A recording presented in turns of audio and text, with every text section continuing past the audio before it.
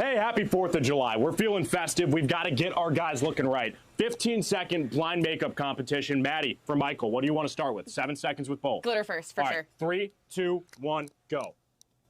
Oh, you're looking. Cam, you have never looked this good in your life, my friend. Switch. Okay, glitter, yep. All right, Michael's gonna be hanging out at the beach, so we gotta really just, bronze him up for being beachside. Oh, you guys are looking great. Okay, take your blindfolds off. Wow, you look good. Will you marry me? 10, 9, 8, 7, 6, 5, 4, 3, 2, 1. Happy 4th of July and happy 250th birthday to the beautiful United States of America. Where else would you rather be but right here in virtual Banana Land to celebrate? It's a rubber match between the 20 and 19 Loco Beach Coconuts and the 15 and 23 Indianapolis Clowns right here at VyStar Ballpark in the Sunshine State. It's Jacksonville, Florida. Tails are wagging, smiles are good, vibes are high, and it's Coconuts Clowns, the two youngest teams in the league, ready to do battle once more ahead of the 2-week break. Hey, welcome to the beach. I'm AJ Switek alongside my good friend, my newest compadre, Cam Stewart. Cam, before we get to the nitty-gritty, dude, I thought I killed it. What happened to the makeup? Look, it was hot out here, hot on the beach. I sweat it all out, man. We're working hard this weekend. Well, you talk about hot. That's Yes. one way to put it. You also could talk about fireworks. That's another way to put it. Since it's the 4th of July, I'm going to choose the latter. But how about last night, deep into the game? You see 8 innings with points, and it's 4-4. We go to the 9th. Cam, that was Banana Ball. That's your welcome to the show. I mean, we brought the fireworks a little bit early here on the 4th of July weekend, and specifically that final inning. The Clowns work their way back to tie it after the 8th, and then 5 runs in the final inning, which here in virtual Banana Land means 5 points in the final inning. It came right down to the wire. We had home runs to lead off both halves of the inning. I mean, you talked about the comeback Coconuts. We had the cardiac Clowns. It all had our heart stopping last night. And I'll tell you what, that's not just in virtual Banana Land. It's in real Banana Land as well. So, without further ado, let's look at what happened last night, because it still has my heart pounding. It still has my blood flowing at an unhealthy rate. And it's because the Coconuts started off the game on a tear. How about a walk-off in the first inning from Tanner Allen? It wouldn't stop there. The Coconuts come up in the second inning. They secure another point because Zach Smith went 6 up, 6 down. 2 perfect innings with 3 strikeouts, but we segue to the 4th. Corral Prime, no play at the plate. This led to a Clowns point. So you're getting a little bit of the sense here. We're going back and forth and back and forth. Now it's a 4-2 Coconuts lead. After this ball 4 sprint brought in Tanner Allen, so the Clowns have to play from behind. They did just that. Jalen Vasquez, big-time bomb to right. It was a struggle all weekend, 0 for 16 with runners in scoring position until that moment. Jalen Vasquez off the bench with the big fly, his 3rd of the year, and Nick Wilson, perfect in the 7th and 8th. He secures that game-tying point. It's his time late in the ball game, but the Clowns still with some work to do. Final inning, every point is a run. Every run is a point. CJ Williams, public enemy number 1, pitch number 1, Joe Lytle, home run number 1. And what a time to get it. The Clowns have their first lead of the series, but they are not done there. Nico Holsizer pulls one down the left field line. Flash the Kid comes around to score. Suddenly the Clowns got insurance. And the best part about insurance is just getting more insurance. Eli Payton goes down the other line, and that is going to bring home Nico Holsizer 7-4, and they're feeling cushy here. But you don't get the nickname the comeback Coconuts for nothing. You get deja vu. That pitch was well low of the zone, but Tanner Allen, much like the top of the 9th inning, started with the very first pitch, leaving the yard. This one went to right field, and now we're within 2. But Nick Wilson, he gets the last laugh. Game-winning run on second base, tying run on third. Wilson ensures that the Clowns don't blow another save. They've only blown 1 this season. Wilson has looked dominant. It's been perfect timing from the Clowns closer that sets up a rubber match tonight between the Clowns and the Coconuts. But last night, the big story, the go-ahead home run in the 9th inning.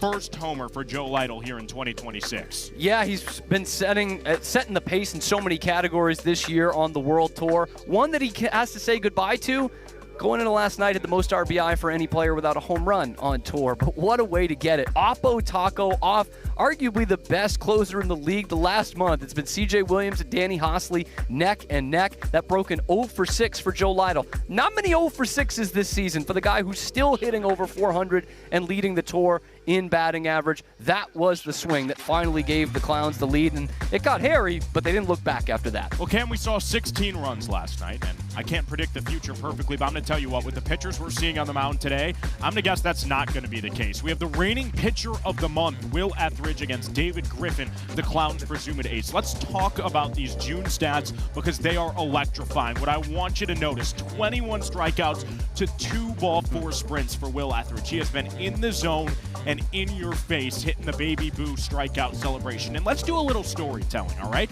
These two guys are no stranger to the 4th of July. David Griffin, the last time it was a 4th of July, you think about a calendar. Here we go. How about this? He started in independent baseball and went 7 no-hit innings. Will Etheridge, on the other side of things, made his professional baseball debut on the 4th of July, and in front of a home crowd, he got booed as he exited the mound because he struggled and allowed 4 hits in the first inning of his Colorado Rockies affiliated day debut. So David Griffin wants to dip into that same success. Will Etheridge wants to rewrite history. I talked to him last night. He said he has been itching for another chance on the 4th of July since that very night.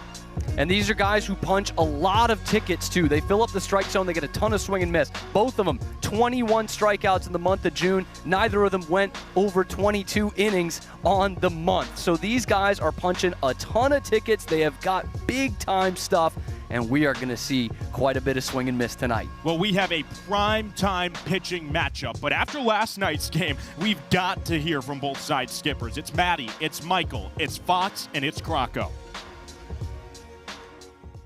AJ, Cam, I'm down here with Coach Fox after an absolutely electric win for the Clowns last night. Now, Coach, I want to ask you first about guys in your locker room like Joe Lytle. What are guys that are spark plugs like that for your team doing for the rest of the guys in moments like the end of last night's game? It's really just catapulting these guys to get more comfortable with the game of banana ball. Joe Lytle is a veteran in this game, so for him to always come up and get the job done for us and play the game hard like he always does, it just it helps our locker room just get more comfortable and feel more confident about going into banana ball games. Now on the other side of the ball, you have Nick Wilson stepping onto the mound. He throws a shutdown 7th and 8th inning. And then, the Coconuts kind of battle back a little bit in the 9th, but you see him keep his composure on the mound. Where do you think that comes from? Nick's just being a dog, being who he is, man. He's been that dog for us all year. And I expect, honestly, whenever we get him in the game, I expect for him to just continue to be a bulldog for us and always battle through the adversity if it comes up. All right, now we saw how the Clowns did. Now I'm going to toss it over to my colleague, Michael Schwartz, with another head coach on this field. Hey, Maddie, thank you so much. Have the honor and pleasure to be joined with head coach of the Coconuts, Mark Crocco. A special day, America 250, a special jacket. What's the message to this team? I saw you wrote Happy July 4th.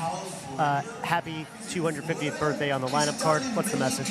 Yeah, message today. I was fortunate enough to work at the Air Force Academy in Colorado Springs and to be around guys that got a chance to serve our country and will continue to. And it's really been our narrative all year. The family shows up, and we're going to show up for our country. We're going to show up for Jacksonville, our banana ball community today, a little extra. We're going to make sure that everyone knows that when you're free to do what we get a chance to do, which is to love these fans, to show up, to bring great entertainment and great ball every week, week in and week out. Every time we salute our troops, I tell them we cannot do this without you. And I want our players on both sides tonight to just embrace that and play free and play hard. I echo that. We salute everyone who has served and defended our country. And you said show out. Our fans here in Jacksonville have shown out 3 straight days through the heat. Another sold-out night. Mark Crocco, thank you so much. Where did Maddie and Coach Fox go? Well, we'll find him. We'll find him. Guys, back up to you in the booth. How lucky are we? On this 4th of July, for the first time, we get a game that features the Indianapolis Clowns and the Loco Beach Coconuts. And it's a rubber match at that. Without further ado, let's get to know these Indianapolis Clowns. I hear they all can juggle and they know how to play shadow ball. Ask around, you'll find it I'm that rare breed. I've done the impossible, they said it couldn't be. Now that's the truth, you want some proof, just wait and see. I got the feeling now, I can touch the ceiling now. Anyway and anyhow, I can do anything. Just watch the way I move, and every little thing I do. You won't believe it till you see it right in front of you.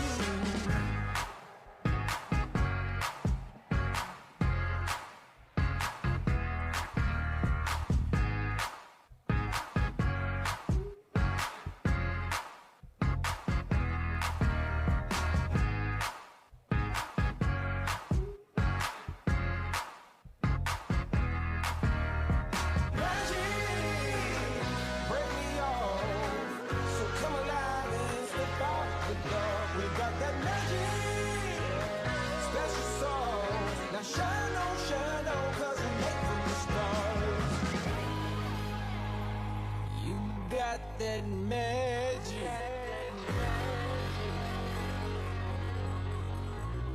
Oh yeah, you got it. So don't forget who you are. If you could dream it, you could be it. Just believe it and shine on, shine on. We're made from the stars.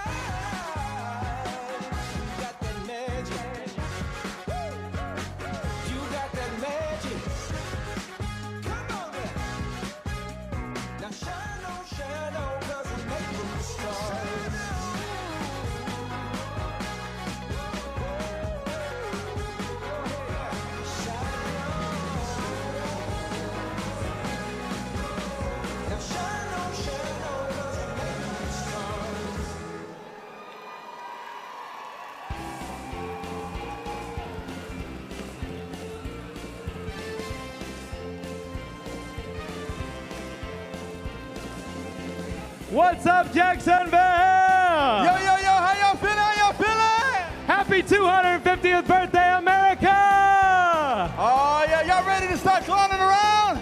Welcome to the original baseball circus. Yeah, get ready to clap your hands and stomp your feet because we're going to clown around all night long. We need you, me, them, everybody. Oh, everybody needs somebody. Everybody needs somebody to love. Oh, yeah. Someone to love. Yeah. Sweetheart me. Sweetheart me. Someone to kiss. Sweetheart to kiss. I need you, you. I need you, you. I need you. I need you. Make some noise for the Indianapolis Clowns. Let's get them, boys. Woo!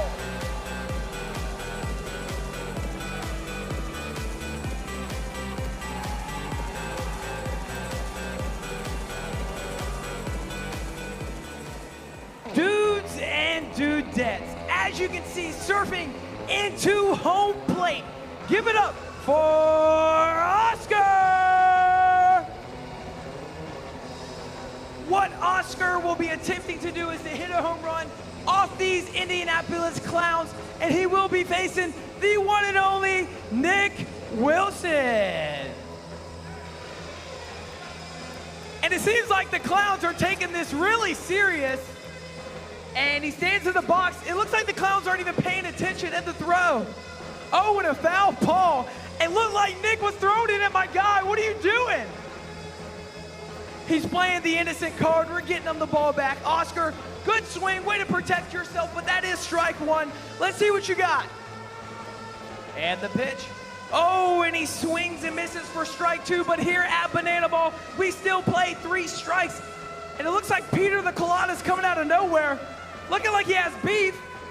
Oh, and he hits Nick. Oh, he hit him with some gas. I don't think that smelled too good. Who knows what that bird's up to? But Oscar stands in, gets the swing. Oh, and he puts it in play, hit it hard, and the Clowns aren't even paying attention. And the Clowns are falling all over each other. Looks like they're just clowning around out there, has no idea what's going on. And Oscar's just gonna keep running. It looks like Clark gets hit by the ball, and he's all over. And I don't know what Peanut's doing, but he's trying to block him, and Oscar trips him, and Peanut's on the ground. And the Clowns are trying to hold him back, but here come Oscar. Can he hurdle him? Oh, and he jumps him, and he punches Joe, and he punches Joe in the face to score, and he does it, and he scored. Give it up one more time for Oscar.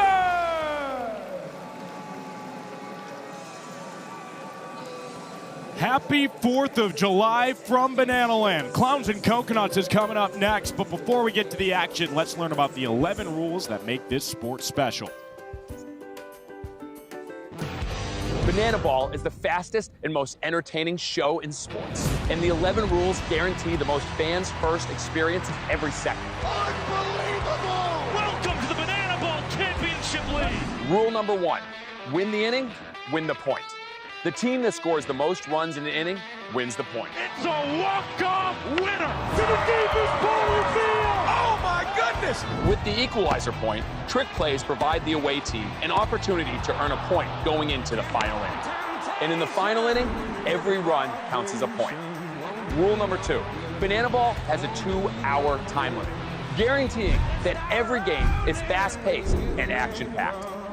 Rule number 3, no stepping out of the batter's box. If you do, it will result in a strike. Max stepped out of the box, and because he stepped out of the box, that's it. Rule number 4, no bunting, because bunting sucks. If you bunt, you'll be thrown out of the game.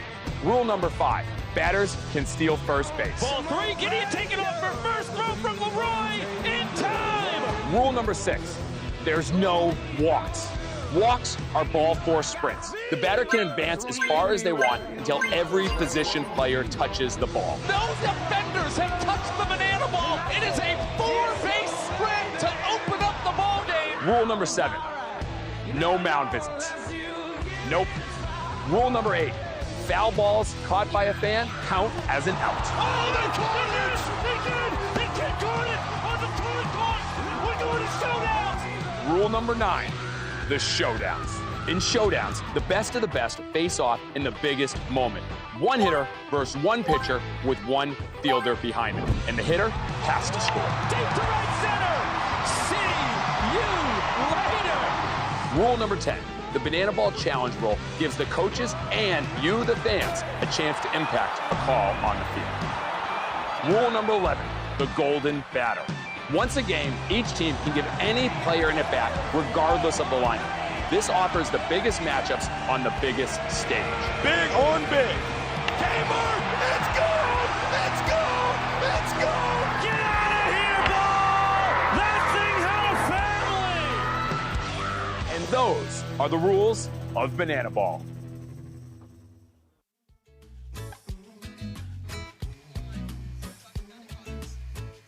Hey, it's the 4th of July. We know what a pun is. How about the founding fathers? 4 fathers in this game. Jordan Brewer, Joe Filomeno, Jackie Bradley Jr., Carell Prime. Each have left their mark on either franchise. Yeah, and specifically looking at Bradley and Prime, those are guys who are dads who take Big Daddy hacks up at the plate for the Clowns. They have been doing so all season long. But man, Joe Filomeno in this series has been a workhorse. He has been tapping that belly and has been punching some tickets as well. Yeah, well, up in the North Pole, he's known as Papa Filomeno. So let's learn more about these founding fathers down beachside. Our founding fathers here in Loco Beach, the only fathers on the team, Jordan Brewer and Joe Filomeno. Ba-ba-ba-da-ba-da. For AJ, leads the team in trick plays right now, 279 batting average. You're doing it all as a dad. How do you stay so cool as a father? I have to follow these guys, you know, like JBJ over here, Prime, Filomeno, you know, they lead the way. I'm a newbie at it, so watching them, how they go about their stuff every day, practicing, and then taking the time away from the field and, like, really following what they do and, like, really taking notes. So that's how I really do it. Joe Filomeno, you have reinvented the dad bod in the best way possible. You look great. You're in great shape. How has Banana Ball transformed you? Well, I'll start by saying I'm definitely not in great shape, especially when there's a guy like Jordan Brewer standing next to you on the other side. Honestly, I've just been having as much fun as one can possibly have, right? Being away from the game for 6 years and doing practically nothing, it definitely, it's easy to pack on a few pounds. But yeah, getting out again, getting out there and competing, hanging out with the guys and girls in the organization and having a great time, it's made the weight loss a lot easier. I don't even realize it.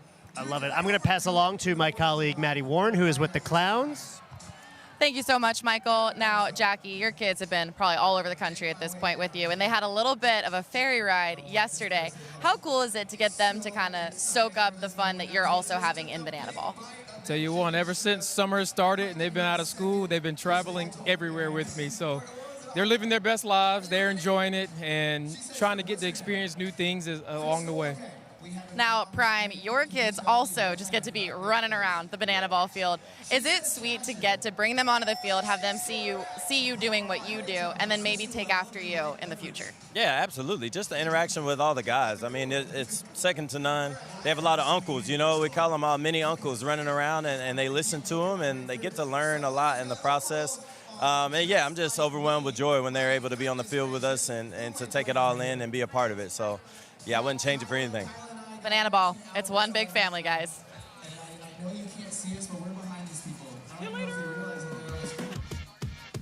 Banana Ball is a family, and how great to hear from four fathers who have been so integral in establishing these two brands. It's 110 degrees and sunny in my heart, but the fans still got to get warmed up. Let's check in on the field. Over 9,000 copying the little one on the first base side. Those hands once again. Adeline, everyone in this crowd is going crazy for you. Let's hear it one more time for 7-year-old Adeline.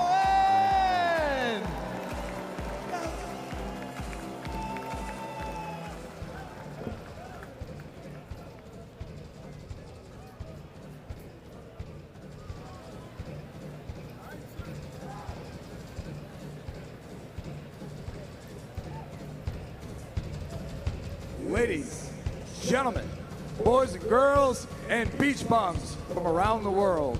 Since the dawn of time, the world has battled between order and chaos. For every sunny day, there is the roar of a hurricane.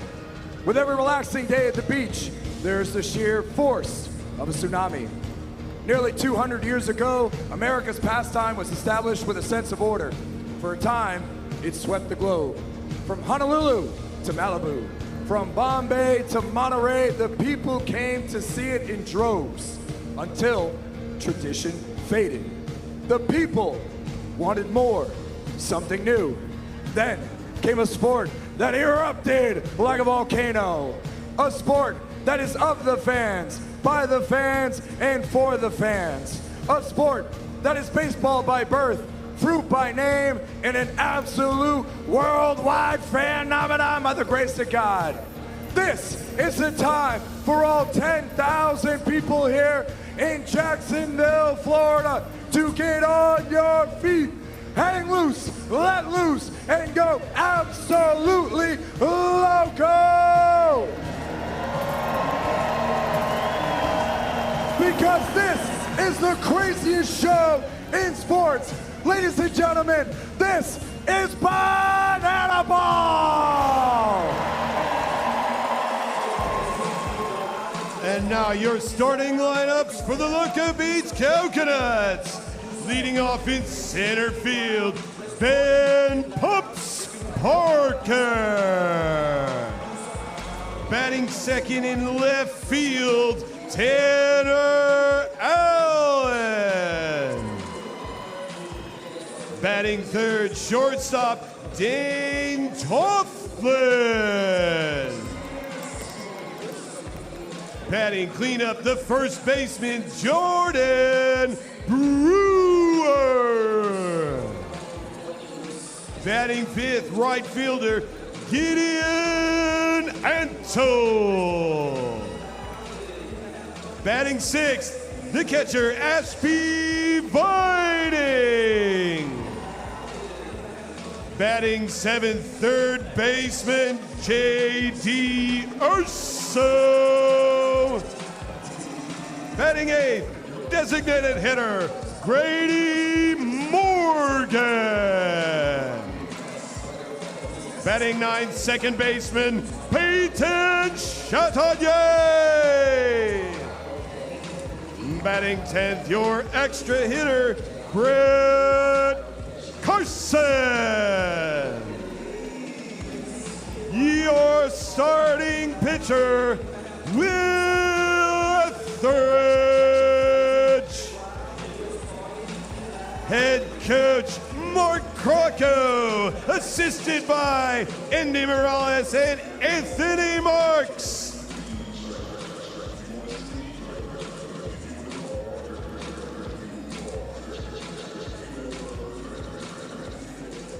Ladies and gentlemen, at this time, we ask you to please rise if able, remove your caps, and join us in the honoring of America with the singing of tonight's national anthem. Please welcome to the field, Victoria Johnson. Oh, say, can you see by the dawn's early light what so proudly we hailed at the twilight's last gleaming, whose broad stripes and bright stars through the perilous fight o'er the ramparts we watched were so gallantly streaming, and the rocket's red glare, the bombs bursting in night gave proof through the night that our flag was still there.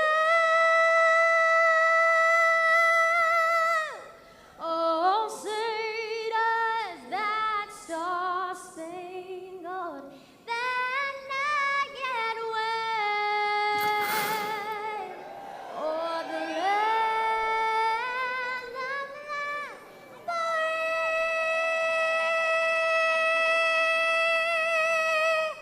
and the home of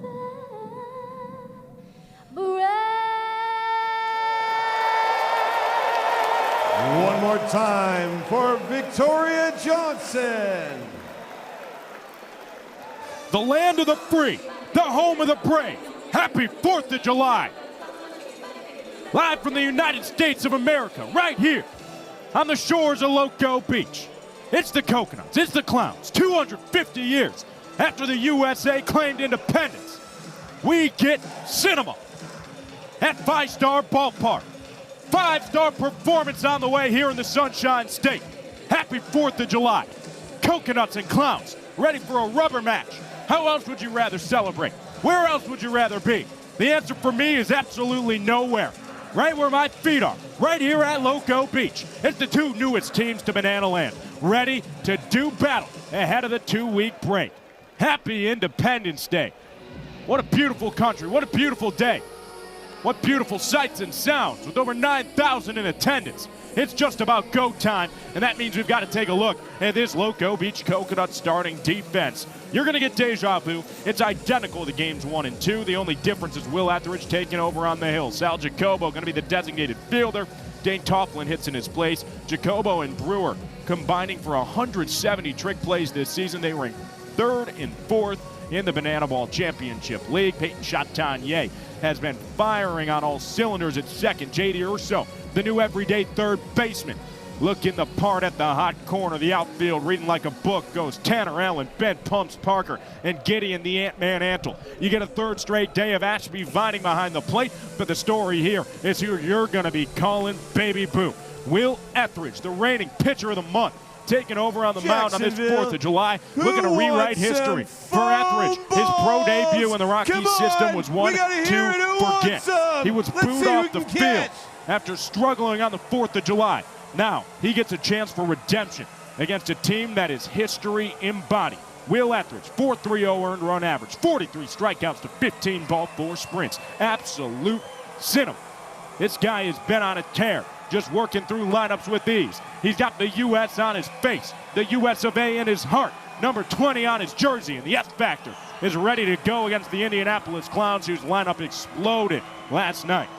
The beaches are open on this 4th of July, but all up and down this Clowns lineup, there are sharks in the water. They were held down for quite a bit of this series, 0 for 16 with runners in scoring position until Jalen Vasquez knocked one out of the yard at the 8th inning last night, and you see he gets rewarded for that. The extra hitter rounding out the lineup today. Bobby Leday at the top spot, one of the hottest hitters the last month plus in the Banana Ball Championship League. Whoa, Joe whoa. Lytle still... Whoa. Whoa, whoa, whoa. It is 7 o'clock Eastern time, Cam Stewart.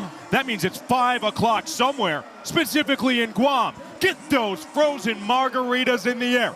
Dip your twisty straw in your beverage. It's the 4th of July, live and in living color, right here at 5-Star Ballpark. The Clowns and Coconuts coming up next. But first, we got to start a wave and raise a toast to America.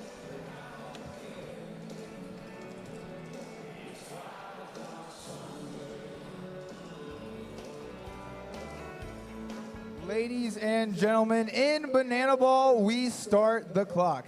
But at Loco Beach, every game begins with a wave. So Jacksonville, I need your help creating the biggest wave this stadium has ever seen. Starting right here out in right field, get ready to get those hands up.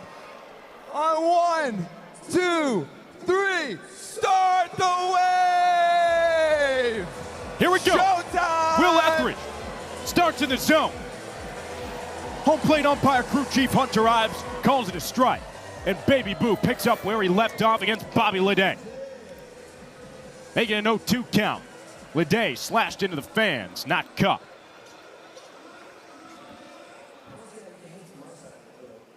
Couldn't handpick a better place to be on this 4th of July. Etheridge, 3-pitch punch out to start the day. And she gon' call him Baby Boo. The F Factor comes in and makes a big impact right off the rip. 3 pitches, 3 strikes. That's what we call in the industry efficiency. Good morning, good afternoon, good night. Welcome to the Will Etheridge Show. It's your regularly scheduled programming. The longtime Colorado Rockies farmhand starts off in Fuego. Now he's getting swords from Jackie Bradley Jr., the 2-time MLB All-Star and World Series champion. JBJ, fly ball into left center field. Ben Parker calls off Tanner Allen and brings it in for out number 2. 2 up, 2 quickly down for the F Factor.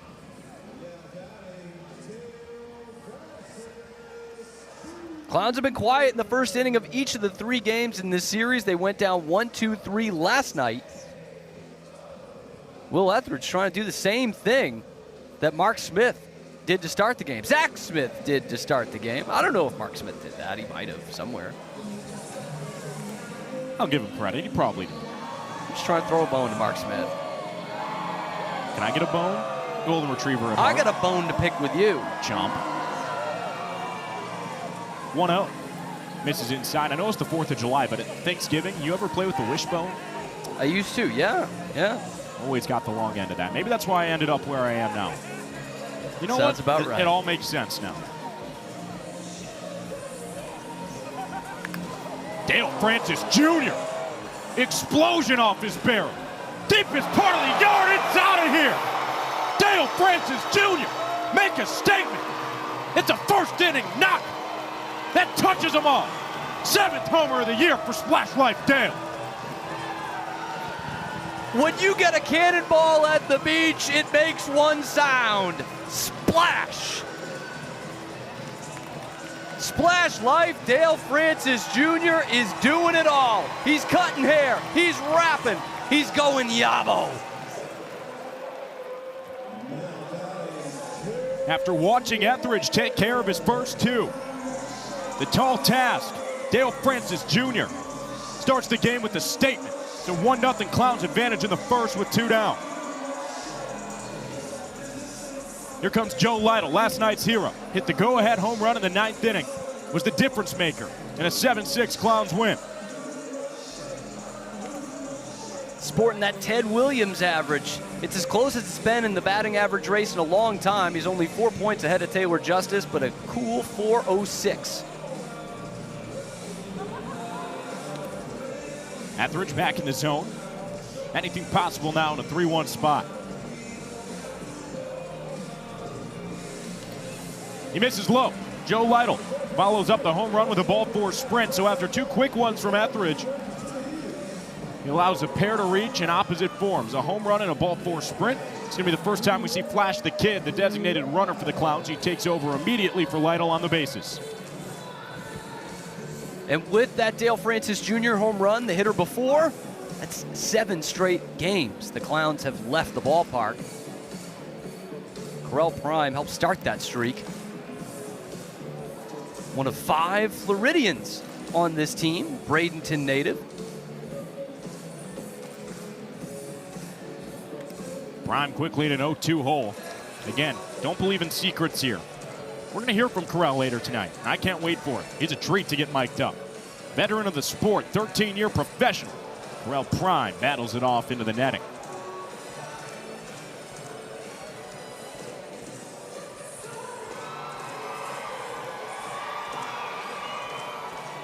Etheridge.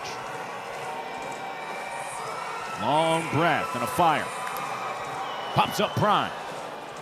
This is a prime opportunity for a trick play. Gideon Antle pops it up. Peyton Chatanier's got it in the brim. And it's a double trick play for the Loco Beach Coconuts. One run comes in to score on a solo home run from Dale Francis Jr.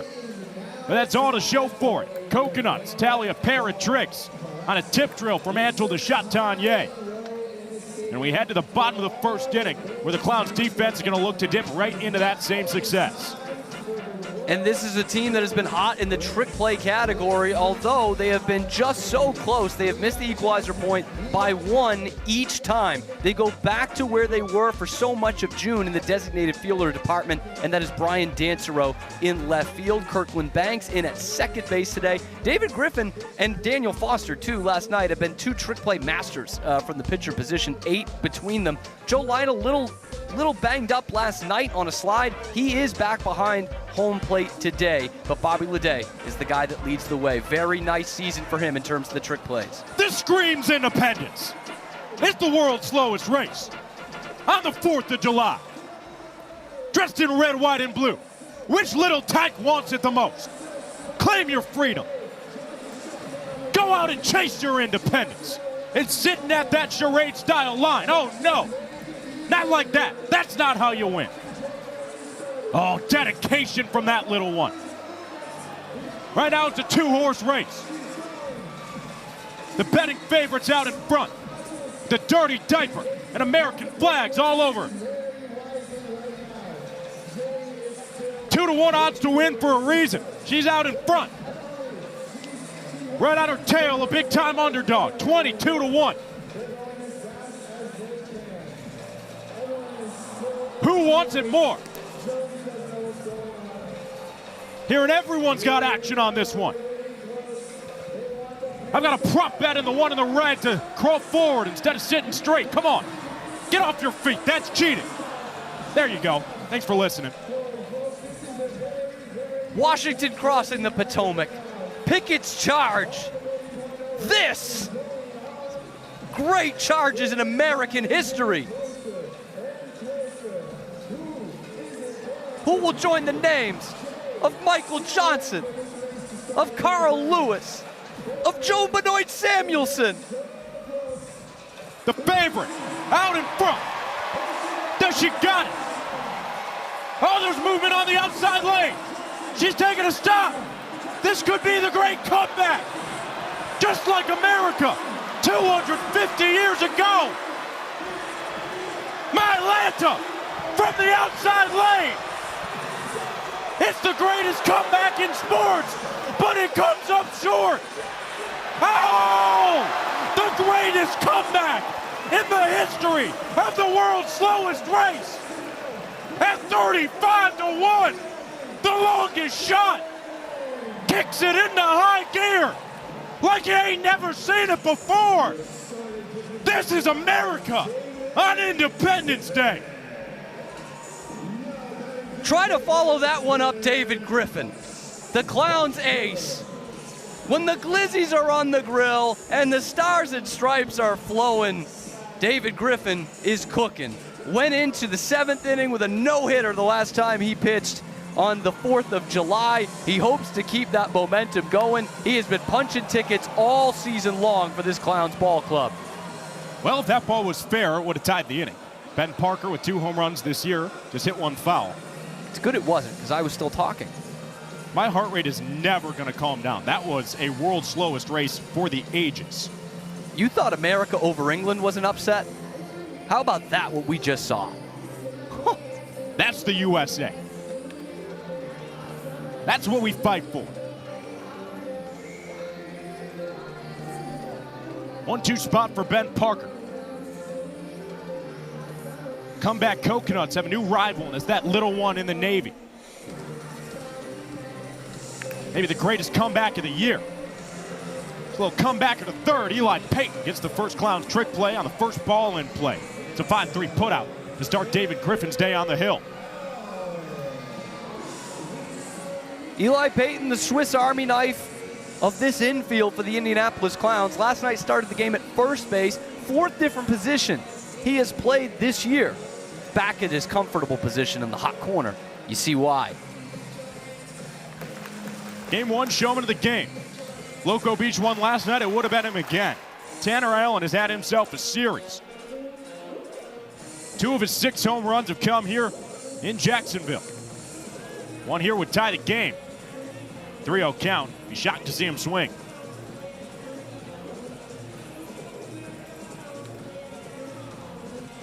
Oh, Tanner Allen's not happy with that call. Way over his head. He was frustrated with a call on a potential ball 4 sprint last night. Now in a 3-1 spot, he's up there swinging, and it's scraping the sky. David Griffin giving it right back to him. He's down in a squat. His defense behind him. Leday and Banks get the 1 trick play on a tip drill. Both sides have 2 tricks now in the first inning. Clowns an out away from taking the lead early. And the one time that David Griffin saw the Coconuts this year, he shoved, which he is wont to do. 4 innings pitched, 3 earned runs, 2 strikeouts, no ball, 4 sprints, but it's been a long time since these 2 teams have seen each other. That was back on April the 10th. Dane Toughlin fends it off. Oh no, that set off a Roman candle on the roof. Uh-oh.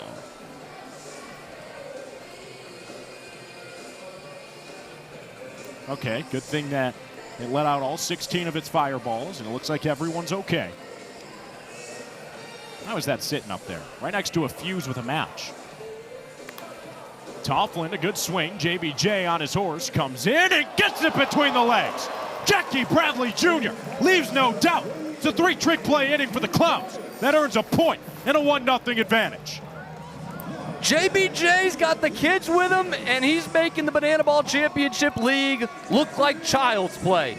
The Red Sox fan gets the help from the former Red Sox. How about that for a 3 trick play inning? Well, we just saw maybe the greatest world's slowest race. Now I'm getting word from our producer. We've got to watch the greatest slowman. They're going to run from foul pole to foul pole, and then we will see who is the greatest slowman. Gentlemen, on your mark, get set. Wait. Shirts off! Yeah, take those shirts off. We gotta take the shirts off first, baby. Hey, you got one more shirt, come on. One more shirt. All right, let's do it. On your mark, get set, go! And they're off to a slow start. Which daddy will get there first? They're running. Which big belly will make it? Oh, who's gonna make it? And it's Big Daddy Steve! Give it up for Big Daddy Steve, our greatest slowman!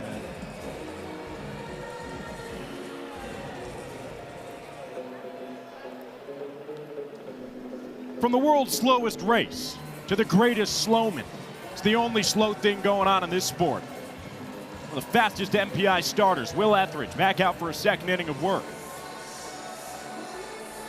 It's 6, 7, and 8. Starting with the 6th bat in Eric Fox's order today, Nico Holsizer.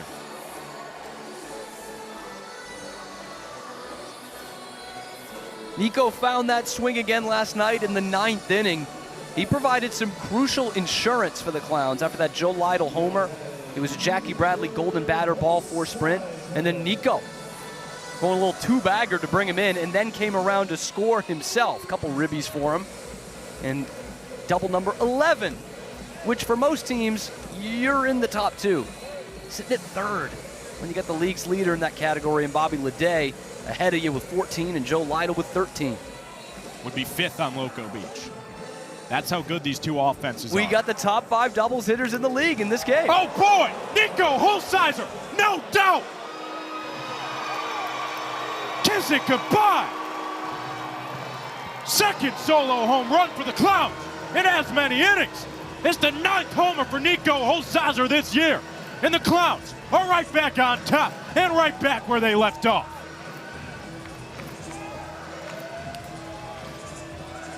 Clear the deck. Nico Holsizer is coming ashore. His second nuke in as many weekends. When he hits that ball, it goes a long, long way. Mercy. 2 in 2 innings for the Clowns. We said they cannot be held down for long. Yeah, that ball still hasn't landed yet. No doubter by definition from Nico Holsizer. That's how you set the tone for an inning. Eli Payton wants to make it back-to-back. He's already homered in this series. Instead, it's right back to the mound. Baby Boo between the legs. Brewer gets it between the legs as well. Stout defense from the Loco Beach Coconuts. Gives way for a Chris Burgess signature walk-up.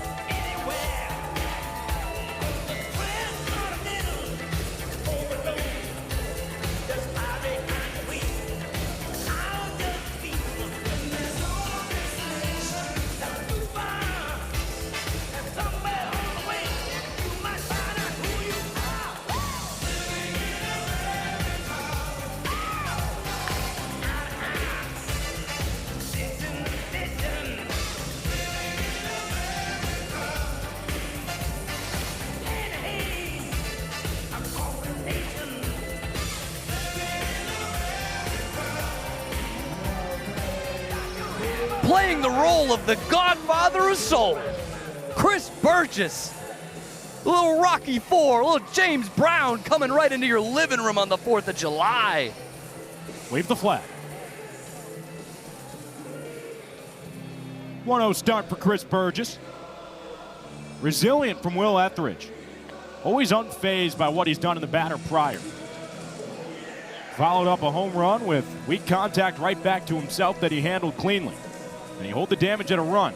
Chris Burgess certainly has other plans. He's ahead in the count 2-1.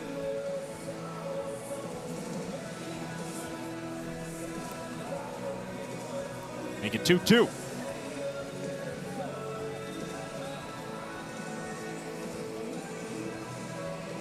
Etheridge got him to go around.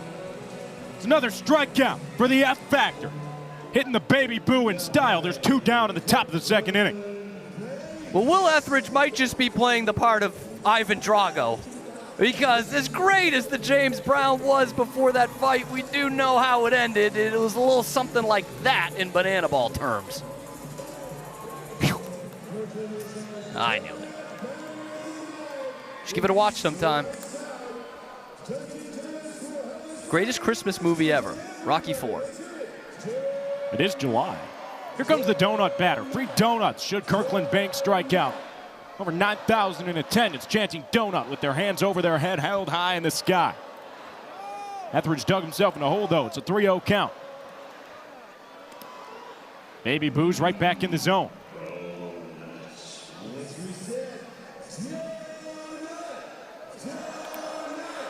Make it 3-2. Good recovery from the F Factor, 35 pitches into his day. 2 runs to his bill, both solo shots.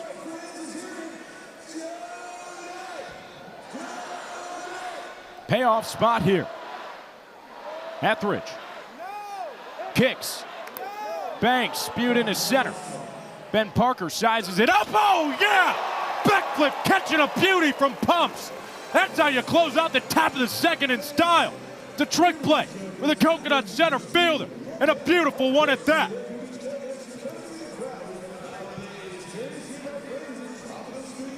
Hey, guess what, guys?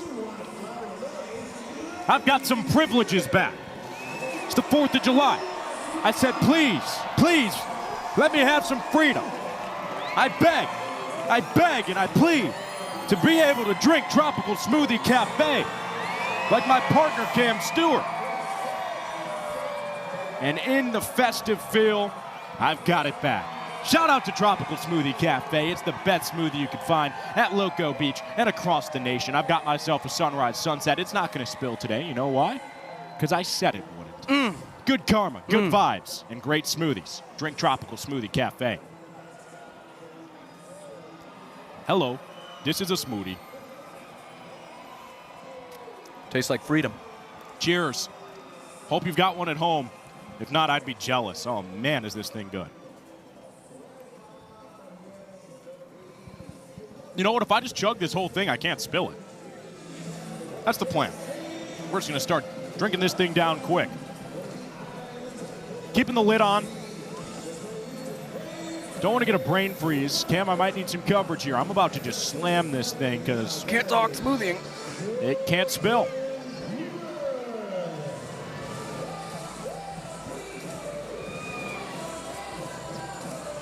Well, it's been a smooth start for David Griffin. I'll give him that. 3 outs, 3 batters, and all of them in the trick play variety in the first inning. He's got a 1-run cushion once again, kind of like what we saw last night for Zach Smith. Just kept getting the walk-offs, kept giving his team a chance. It's the opposite for David Griffin. He is playing with that cushion. Oh, slow roller to Eli Payton, but that throws way offline. Correll Prime jogs to get to it. And what looked to be a routine play turns into a 2-bagger for Jordan Brewer. He's the inning's tying run. And maybe you just need to see something go right if you're Jordan Brewer. Only the 2nd time he's been on base in this series, still looking for the first hit. But yeah, that throw just gets way away from Eli Payton. Nothing Correll Prime can do to even keep it in front of him.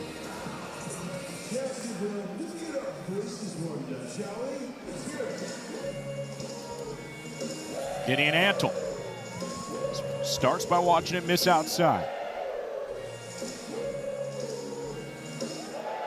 Only got about a quarter of this smoothie left. We're making good progress. Coconuts trying to make progress on a comeback here. The JBJ's got time to size it up. He tips it to himself for a trick play. Good relay. Holds Jordan Brewer at second. Clowns within 1. These teams are off to a tricky start compared to the first couple of games in this series. I think JBJ might be saying to Nico Holsizer, hey, I can tip it to you. Come here for me. I mean, I could do this, but you give me a hard run in from right field, I will lay one up for you. Here's the face of the beach. Ashby Vining, towering slam, out to left field. That ball is out of here. Ashby Vining walks off the 2nd inning with a seismic slam.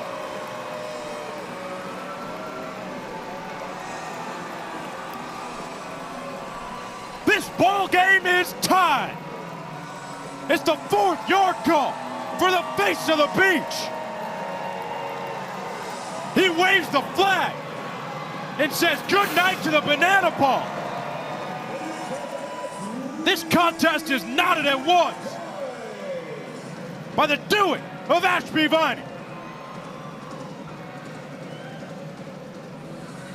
David Griffin knew that one right away, and so did Ashby Vining. Got every single bit of that one. And that could be a big early momentum swing in this game, AJ Switek. I wouldn't be surprised if that ball just hit the face of the sun and eviscerated. That thing scraped the sky. Got through the clouds, over the fence, and tied the ball game. after allowing a run at the top of the inning. Will Etheridge's bats have his back. And just like last night, we have Must Beach TV from Jacksonville, Florida.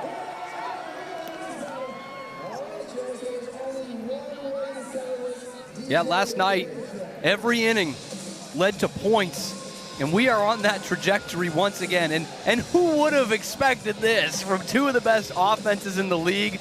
Obviously, the Coconut staff has been lights out since the beginning of June. You basically have your ace on the mound here if you're the Clowns, but this is what a rubber game's all about. Coming up on a break in the Banana Ball Championship League, these two teams are letting it all hang out on our Independence Day. Couldn't have handpicked a better time for the first hit of the game. Ashby Vining feeling himself now. He's going to catch shirtless here in the third. I'm not complaining. You know, seems like the folks at home are okay with it too. Just hope you've got some protection up at the chest. It's a hot day, man. I'd hate to see an Andy Bernard situation. Vamos a la top of the third inning. It's the 10-hole, Jalen Vasquez, who hit the homer to right last night against Will Etheridge. Miss evens the count at 1 apiece. Vasquez told our Michael Schwartz, he said, it's about time that I ran into one. Having some time, splitting games, you know, as a hitter, as a fielder. Saw a pitch he loved and put it out to the right field grandstand. That was really the swing that changed the game. At that point, they were 0 for 16 with runners in scoring position. 2-run bomb in the 8th. Got them right back in it. They ended up winning that point to tie the ball game. Counts as full as the tropical smoothie I smelled on night 1. Payoff. Backwards K. Will Etheridge. Got him looking. Took him like a frozen pizza. Cooked him right in the oven. And said, I've got a special delivery. Headed to the Clowns' dugout. Some backdoor action from Will Etheridge. That is nasty. First pitch swing from Leday. Gideon Antle, the manscape. Gets it between the legs. It's back-to-back nights with a manscape from Antle. And he's got words for the fans saying, I told you I got that one in me. Gideon Antle is putting on a clinic in right field in Jacksonville. Brought the crowd to its feet last night, doing the same thing early on Saturday. Man, he is a weapon out there in the outfield. 2 down. Will Etheridge wheeling and dealing here in the third, but he's got to deal with Jackie Bradley Jr. JBJ's got no more strikes to toy with.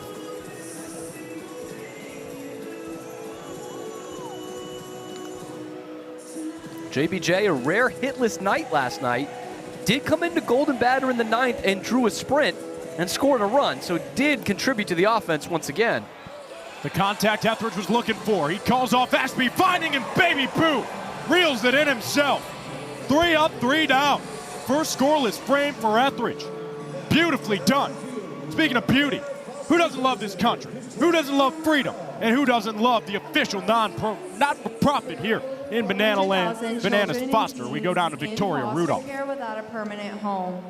To raise awareness and support this community, we created Bananas Foster, the official nonprofit of Banana Ball. Our organization is dedicated to celebrating those in the foster care community while educating and inspiring others to get involved. And tonight, we are celebrating the Keene family. When Michael and Savannah learned about the need for foster families in their community, they were eager to get involved. So 9 years ago, they became licensed with the goal of providing care for medically fragile kiddos. In total, this family has welcomed 14 children into their home. Fans, please help us celebrate this family for their impact in the foster care community.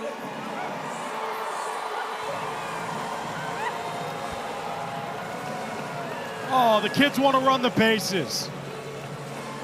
And why not? What a beautiful moment on Independence Day. Celebrating those who make a real impact right here in the Sunshine State. As always, if you want to make an impact as well, you can support Bananas Foster. It's as simple as a text of the word bunch, B-U-N-C-H, to the number 50155. You can support Bananas Foster today. It's fans first by every definition of the phrase, as is the Banana Ball backstage question of the day.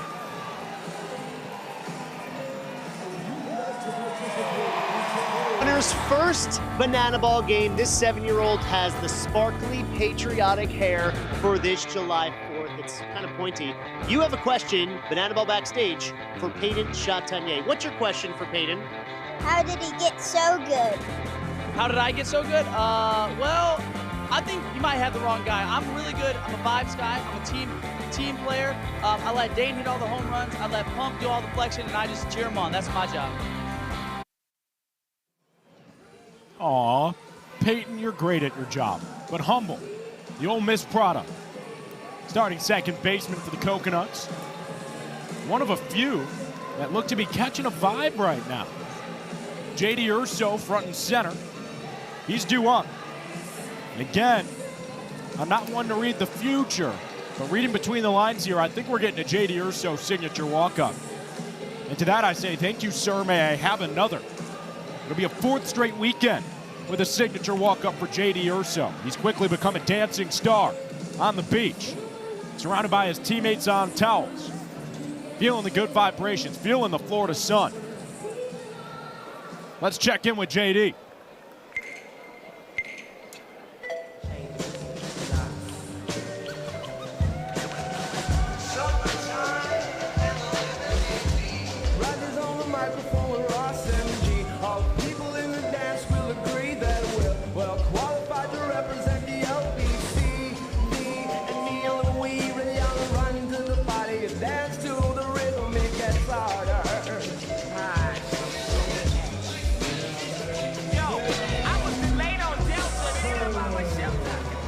Welcome to the LBC.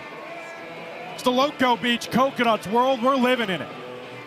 And J.D. Urso's ready for a tarps off at bat against David Griffin that starts with a miss outside. And at every turn of his career, J.D. Urso has been just sublime. No different here on the beach. Division II record holder, 93 game on base streak for Urso. Starting shortstop at the University of Miami. National champion under his father, Joe Urso, at Tampa. Urso had the best at-bat of the game last night. A fight that kept the 9th inning going. Oh, wow. JD was adamant he had a 4th ball there. Instead, he's got to get his gear back. Not a beer, not yet. Got a game to play. Swinging a full count. Battled off, into the sky. Fans on the first base side, what say you? Bring it close. I'll tell you what, if you've got the beverages flowing right now, can you cheers to Banana Ball? Cheers to America. Clink. Sip. Ball 4 sprint. J.D. Urso. A rarity. He holds at first base. Well, that's good situational awareness. His legs represent the inning-winning run. And that is crucial in the way that we have seen the Coconuts run the bases in this series and really all season long. They have been so aggressive at sending guys. We saw Peyton Chatanier do that in night number 1 that essentially sealed the game, scoring from first on a ball 4 sprint. These guys got green lights. Brady Morgan made the last out in last night's game. I like that, green lights. Again, there's no red lights at Loco Beach. Also no middle seats. The planes at Loco Beach, just aisles and windows. Now that I can get behind. The red lights thing, all right. No middle seats, I'm there. Well, you don't have much of a choice. You're here right now. I got stuck in the middle seat in cars all the time, AJ. Slight, vertically challenged. Brady Morgan makes it back-to-back plate appearances where Coconut felt they saw ball 4 and has to get back in the box. He wants the same success Urso found. Morgan battles it off over the grandstand and into the parking lot.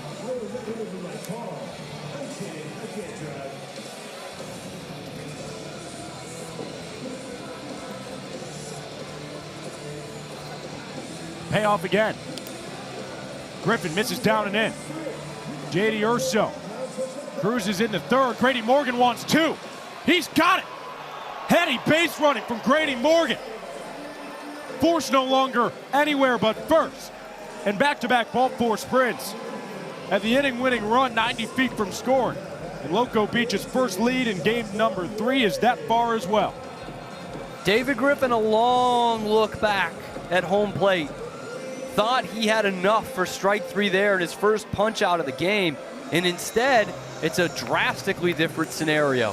A lot of ways the Coconuts can walk this off.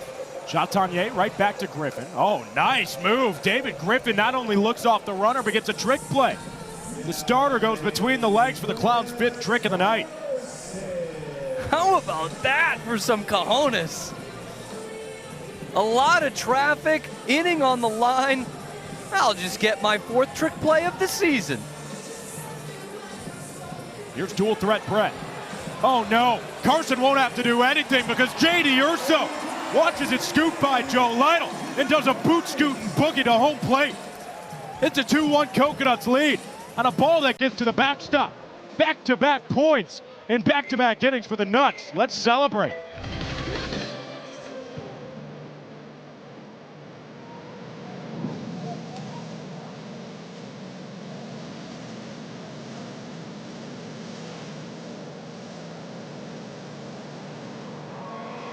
Oh, Jordan Brewer with Kenzie's signature move, the splits.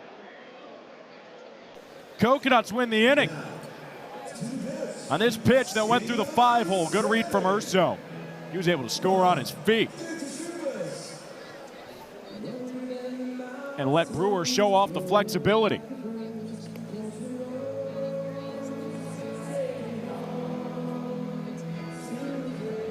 Sitting on Saturn, playing out in the lifeguard towers in left center. Those guys have such good range to their music. They're singing Country Roads Take Me Home right now. Then you hear them do Bob Marley. You hear their original songs, Wallaby, now out on all platforms. I am a big Sitting on Saturn guy. Enough to the point where I don't really buy merch, period, but really not for musicians. I have one of each of their t-shirts. Oh man, look at you, turning it around. I mean, I'm always sitting Special on a rainbow. exceptions.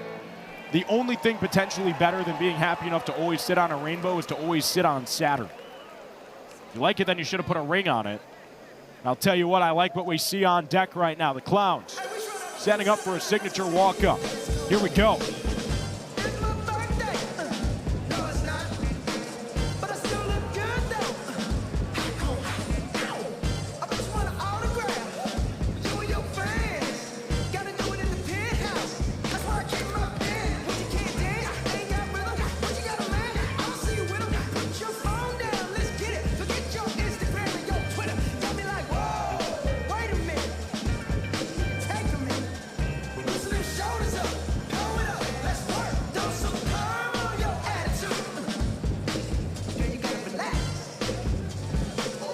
Hear that, Drake Toll? Throw some perm on your attitude.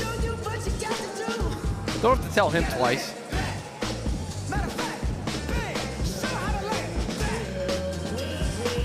Dale Francis Jr. has already made a splash in this game. That 1 point on the board for the Clowns via his home run in the first, and then David Griffin shut it down with a 3-trick play inning. And a representative for the United States of America on the U.S. Women's National Team, number 222, Danae Benitez. Danae Benitez is in the game to catch. By request of Will Etheridge, it's her final game before leaving for the WPBL. Etheridge said Danae has earned this opportunity, and she has. Benitez is catching this 4th inning.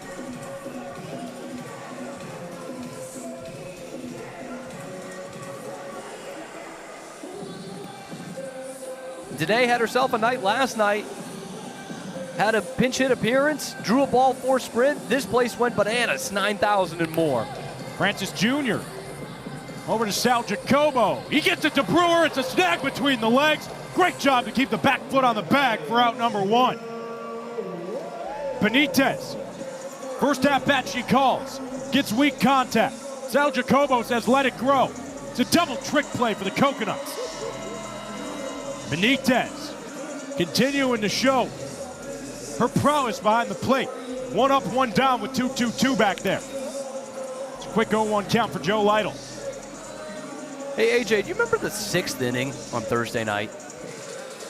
I'll forgive you if you don't. It was the last time we had an inning without a point in this series. Wow. It feels like forever ago and also a blink of an eye ago. Time flies when you're having fun.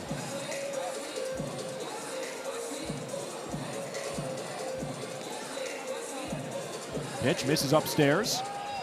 3-1 count now. Benitez holds 3 fingers in the sky, telling the outfield to get in. 3-1 turns 3-2. Lytle's fouled off a couple. Looking for his second sprint of the game, and you know Joe Lytle, he likes hits. He's only got one of them in this series, and that was the go-ahead home run last night on C.J. Williams. Spoiled. And he told me about that homer. He said, never faced C.J. before. Saw he's pretty good. Didn't really want to see the stuff. I'm going to hack at the first one. It worked. Lytle, another slow roller. Baby Boo's got to cover the bag. Brewer goes between the legs. It's nifty and it's got him. These nuts are tricky. How about 9 trick plays for Loco Beach? We're not out of the 4th inning. As tight as the trick play races have been in these first 2 games, they were slow developing. We were talking single digits for both. I don't think that's going to be the case tonight. They have been off and running, both teams. So follow me now. Benitez behind the plate. 2 batters faced, 2 outs. Can 2-2-2 make it 3 straight? Oh, nice pitch from Etheridge. Ducked under Prime's barrel.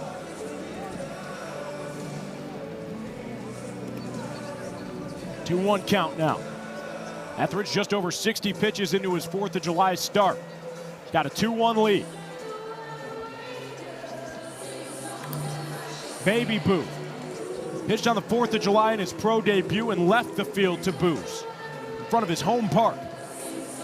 Now here in Banana Land, the message is all about spreading love, spreading joy. Etheridge has refound himself.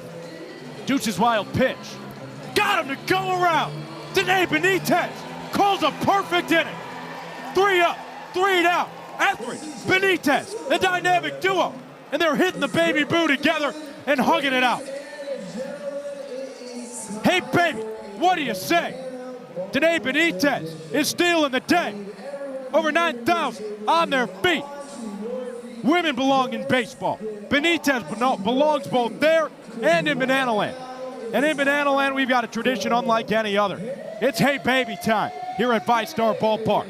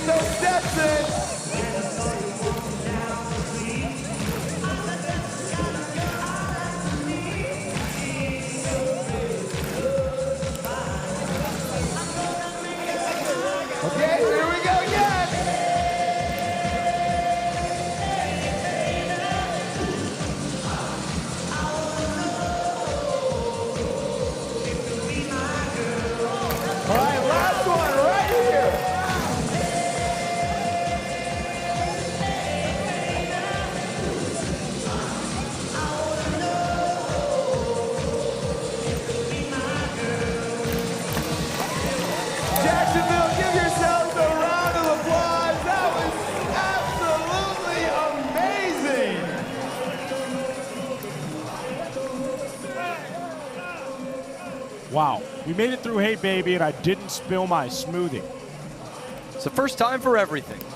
It's a modern miracle, as is Banana Ball. Once a vision from Jesse Cole, coming to fruition. Like only he and a select few saw. And how lucky are we to work under such a great visionary. Jesse Cole's vision, live and in living color. It's Banana Ball. The two newest teams. As Brett Carson up for the second time and adds many innings. Because David Griffin's wild pitch the last time up scored the inning-winning run.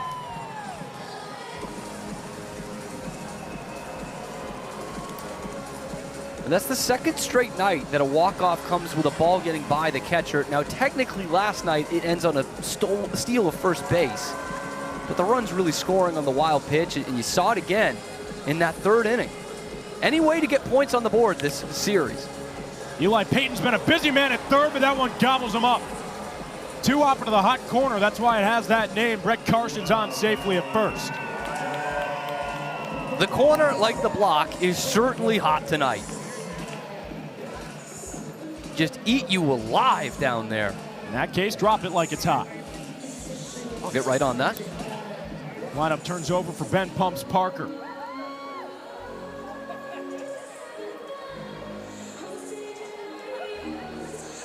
Oh, 1 to Pumps, right back to Payton. Oh, it's over his glove again. Eli Payton. Back-to-back balls in play hit to him. Back-to-back balls in left field.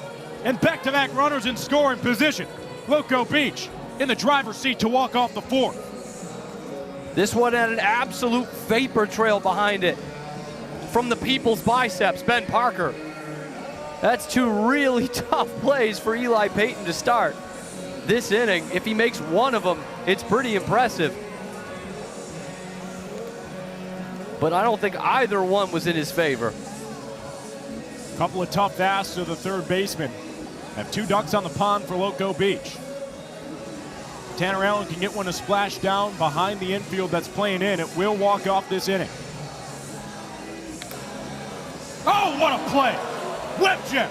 Kirkland Banks steals it from the sky and keeps this inning going. Look what I found! Like a gator trap. Kirkland Banks might save an inning for these clowns. Whew. I was going to ask what a gator trap was, but I think it's self-explanatory. It's that right there. Dave Toughlin says I'll walk it off on the very next pitch. Big Timber drives in Brett Carson, and the Coconuts double their lead. You've got to go back to the 6th inning of game 1 of this 3-game series to find the last inning that didn't result in a point. The Coconuts out on their way with David Griffin. It's a 3-1 advantage for Loco Beach. That sends us to the wig party down on the field. Right now they have one main goal: to capture and grab the wig that is on the mound. The first one to do so will complete their fit and be the ultimate founding father. Nick, Nathan, and Alexander, are you ready? They're ready.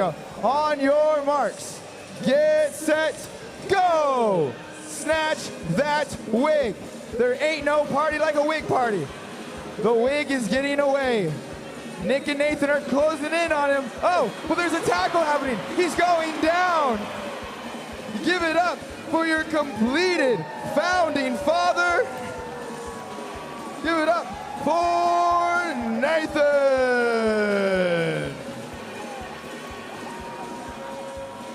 Ah, yes. Give it up for the completed founded father, Nathan. The history books will tell you that the Whig Party disbanded in 1854. But here in Banana Land, here on the beach, we are having ourselves a Whig Party. You would know that. I love you, Cam. What? Say it back. Kansas-Nebraska Act. Say it back. I love the Kansas-Nebraska Act almost as much as I love you, AJ Switek. You had me in the first half, not going to lie. That might be the dagger. Here's Nico Holsizer following off the first pitch to him. Will Etheridge, man, I mean, what a feel-good story. You know that it's a feel-good story when it's my mom and grandma's favorite player. Will Etheridge is that, by the way. J.D. Urso, one of my favorites, goes behind the back. It's a trick play for the third baseman. Will Etheridge, through his mental health journey, has been so open, helped so many realize that what they're dealing with isn't all that unique, and that there's people in your life you can reach out to. Etheridge, a face of maturity, a face of reinventing yourself, is rewriting his 4th of July history books. That's one down in the 5th inning. All the Clowns thought about getting to that one. They've been doing the Macarena. They've been doing pretty much everything over there with the third base umpire, Chris Walker. Now they watch a line drive into the alley. Eli Payton, not going to stop at first. Takes a weird carom. Ben Parker's got it, but it's a stand-up double for Payton with one down. Eli Payton needed a series like this. 3 extra base hits in 3 games, and after the inning that we saw in the top half of the 5th, where he just had laser after laser hit his way, he needed a swing like that.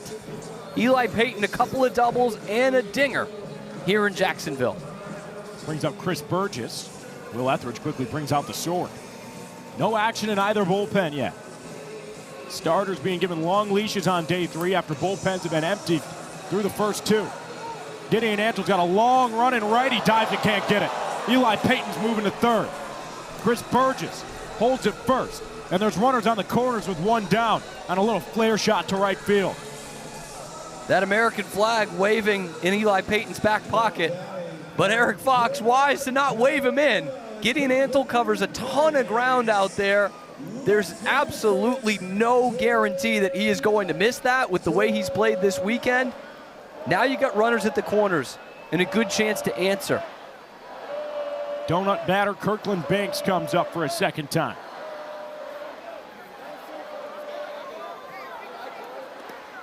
Swing and miss on his first one. 2 more of those, earns free Dunkin' Donuts here in Jacksonville. Hit into a trick play his first time up in the 2nd inning. Now in his 2nd try. Banks hits it right up the middle. Jacobo can't get to it. Eli Payton's in to score. It's an RBI single for Kirkland Banks to get the Clowns on the board in the 5th. Kirkland Banks starting to feel himself the last couple of weekends. Had an RBI last night with a base knock as well, stolen base. And here he is in game number 3, giving the Clowns the advantage in the inning. Runners on 1st and 2nd. Flash the Kid, the designated runner's taking over on the Keystone sack. Long foul ball, gets over the netting. Oh, that one with the glove almost had it. Jumping effort on the third base side, just a long strike.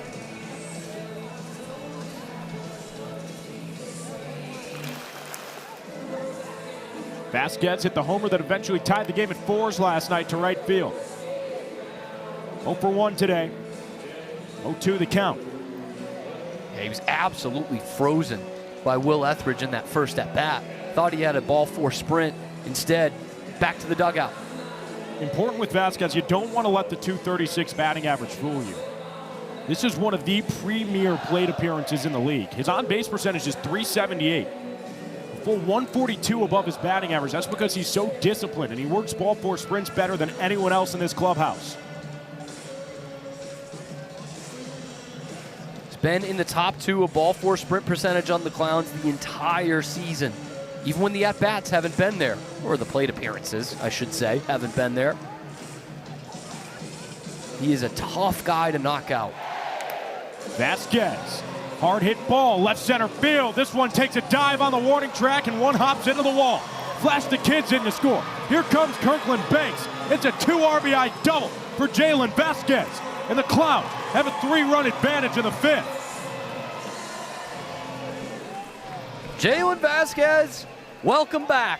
Homer, RBI double, get your whole team dancing.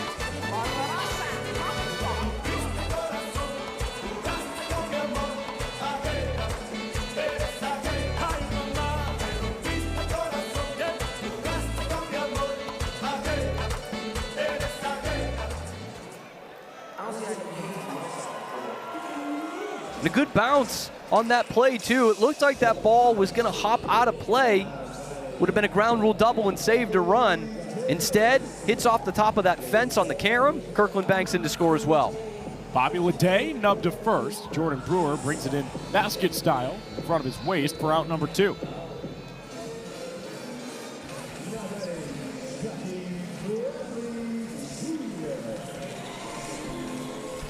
Two outs now. Bring up Jackie Bradley Jr. Oh no, oh no, oh no. Here come the tsunami sirens. Here comes the sprinkler system. Loco Beach has yet to surrender a run when the tsunami ensues on the field. Looks like they just found that same success in front of the sprinklers. Tanner Allen brings it in. And Jackie Bradley Jr.'s out for an 8th straight time in this series. Before we go to the bottom of the 5th inning, today more than ever, I tip my broadcast headset as we go down to the field and into the grandstands with a salute to service.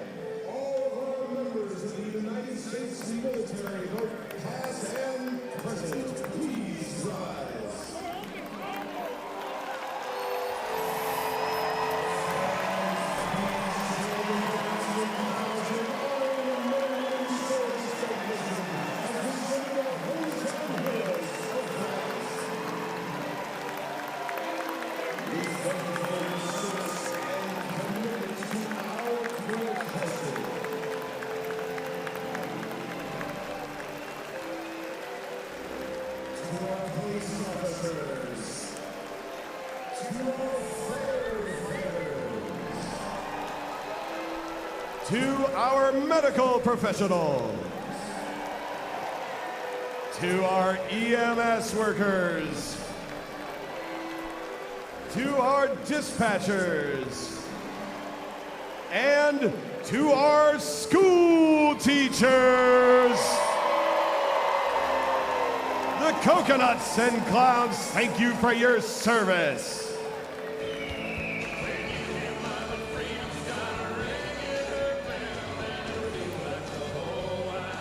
What a special moment on Independence Day. A salute to service.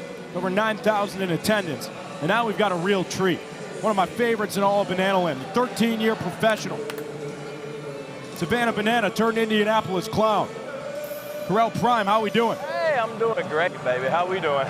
Oh, man, I'm sitting on a rainbow today. Prime, I love that. Every time I get to talk to you, it's always great vibes. And you've honestly got the Loco Beach mentality down to a T. We talked today before the game about how it's always process over results. Can you let the fans in on the great conversation we had about why, for you, entertaining is always more important than a win or loss? Yeah, absolutely, man. For any job, any employee, working for an employer, you want transparency. And Jesse Cole does an incredible job of being transparent with his players and his organization. And he always preaches fans first, and we entertain always. So nowhere in that sentence is there hit homers first or be the best player on the field first. It's fans first. Nice play, Bobby, our boy.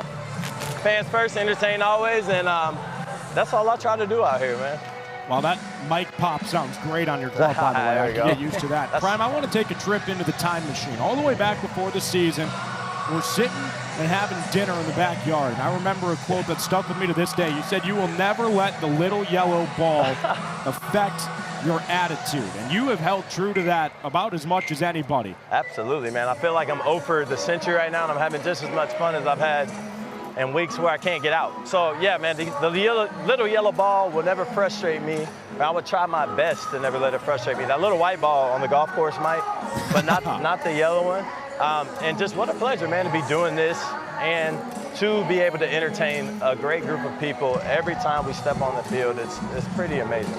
Now, I want to get more nitty-gritty into banana ball, but I've got to know. That was dangerous. If you had to play 18 holes with just one club in your bag, what would it be?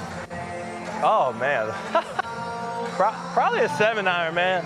I'm starting, all the old heads I play with are starting to rub off on me. You can use a 7-iron pretty much anywhere in their book. Now, you don't have to out them because you did just call them old heads, but who do you golf with? An old head, Jackie Bradley Jr. Hey, old to my boy out there.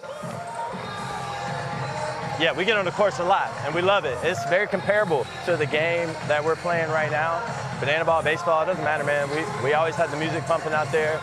We enjoy it, being in nature for 4 hours, kind of unplugging, getting away, having great conversation, and meeting cool people while we're doing it. So a lot of what we do here in Banana Land. Prime visitor, Savannah Banana, now Indianapolis Clown. How has your experience helped you become a leader in this clubhouse?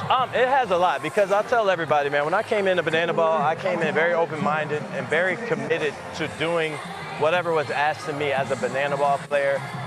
Shout out to the guys over at the Bananas, Bill, Leroy, Kyle Luggs, Dan Oberst, all the guys who were here before me and kind of pioneered this sport. You know, I really sat with them after every game, picked their ear just to hear about what this truly is, because I didn't want to come in and be a burden. You know, I had my career. It came and went on the professional baseball side, but now I'm a Banana Baller, and I want to help push this thing forward as best as I can. And that's honestly just been a true pleasure for me to have that opportunity to kind of just move the game forward. So. And Prime, kind of in that same vein, you know, in very quick succession, you become a new Banana Ball player to one of the real leaders, one of the veterans on this team. Right. What has your leadership style been with this group of almost all rookies with a new team like the Clowns? Dude, I call these kids iPad kids. I said, it's crazy. I came in 2012. I'm not old by any means, but we definitely didn't have iPads when I got drafted, and or in high school or in elementary school, middle school. I remember begging my mom for a flip phone in 5th grade. So, you know, it's uncharted territory. And so the tech age is very real, and a lot of what we do involves digital. You know, we're putting stuff out on social media. Okay, Bonnie's sniffing that hit. You sniffing that. Homer, you smelling that. You smelling that. Can you tell Ashby I say hi? Hey, man, AJ, say what up. He's gone. Yeah, but it's been a real treat. Like I said, I came in with an open mind. I'm allowing these guys to help me, you know, maturate on that side too, man. Just to learn what makes them go, what makes them tick, what they're into, the trends, the viral stuff. So it's cool, man. It's cool to be alive and living and really just being open to everything. All right, Prime, we get 2 outs here. There we go. And this could be the end of it. Yep. And by the time we play again, there will be no more FIFA left. Oh, man. So who is your World Cup pick? How can I not go USA? You know, what a disservice that would be on 4th of July. And to you, Cam. I know you're a USA fan, rightfully so. Let's go, big boys. Let's see what we can do, man. It seems It seems like a tricky World Cup this year, honestly. It's been a lot of fun. Yeah, Behind the scenes, Prime and I have been talking a lot about it. I love boy. that pick, Nice and I play. love having Carell Prime on the mic. Hey, love you guys, man. Thank you very much. Always a pleasure chatting it up with y'all. Shout out to Banana Nation, Banana Ball Nation, I should say. Love you guys. Thank you, Prime. Love you, Prime. Thank you, sir. What a pleasure it is to have a personality like that here in Banana Land, someone who truly gets it. Now a leader for the Indianapolis Clowns. We go down to the field with no shoes, no shirt, no problem. They're going to start here at first base, then run over to second. At second, they're going to flip off their shoes and then race over to third, where they will rip off their shirts and then, with no problem, run and jump into the pool by home. Zach and Andrew, on your marks, get set, go! We got a slipping start, but it's still anyone's race at this point. Those shoes are coming off. They were wishing they didn't have laces on them, but it is still a dead even tie. Those shirts come off, but no, he struggled a little bit. Andrew struggled. Zach struggled to find the pool. So Andrew jumps, and he wins with a little bit of confusion. It just goes to show that you do not need shoes or a shirt to be a winner.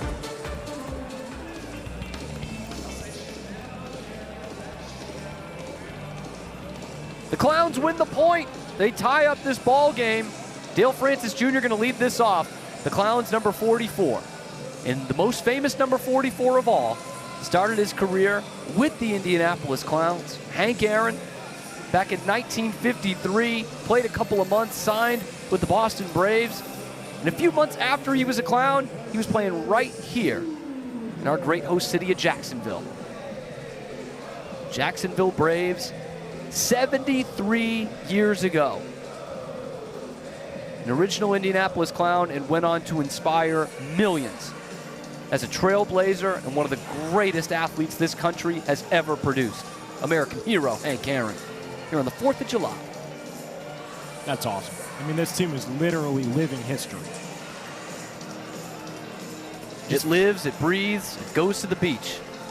And it has been a treat, I'll tell you, AJ. It has been a treat to bring the clowns all over the country, to see so many people learning about the clowns, embracing the clowns. And they have fit right in Banana Ball. This is perfect. You just feel something when you watch the Indianapolis Clowns take the baseball field. So much history. How beautifully it's been reborn.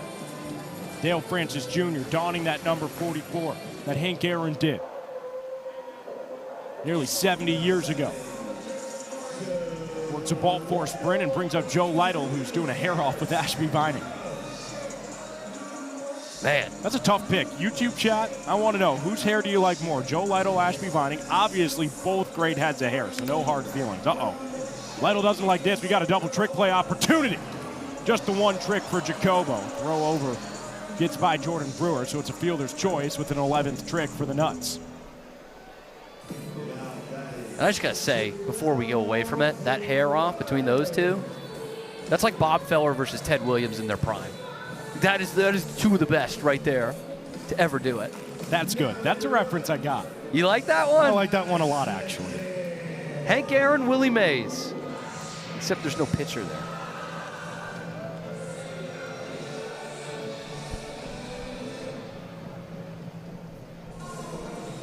YouTube chat seems super split on who's got the better hair. It's a great example that they both have great heads of hair. And that's from someone who takes his hair as seriously as about anybody. I'll let you guys in on a secret, YouTube. I knew this would come up one day. I knew it would.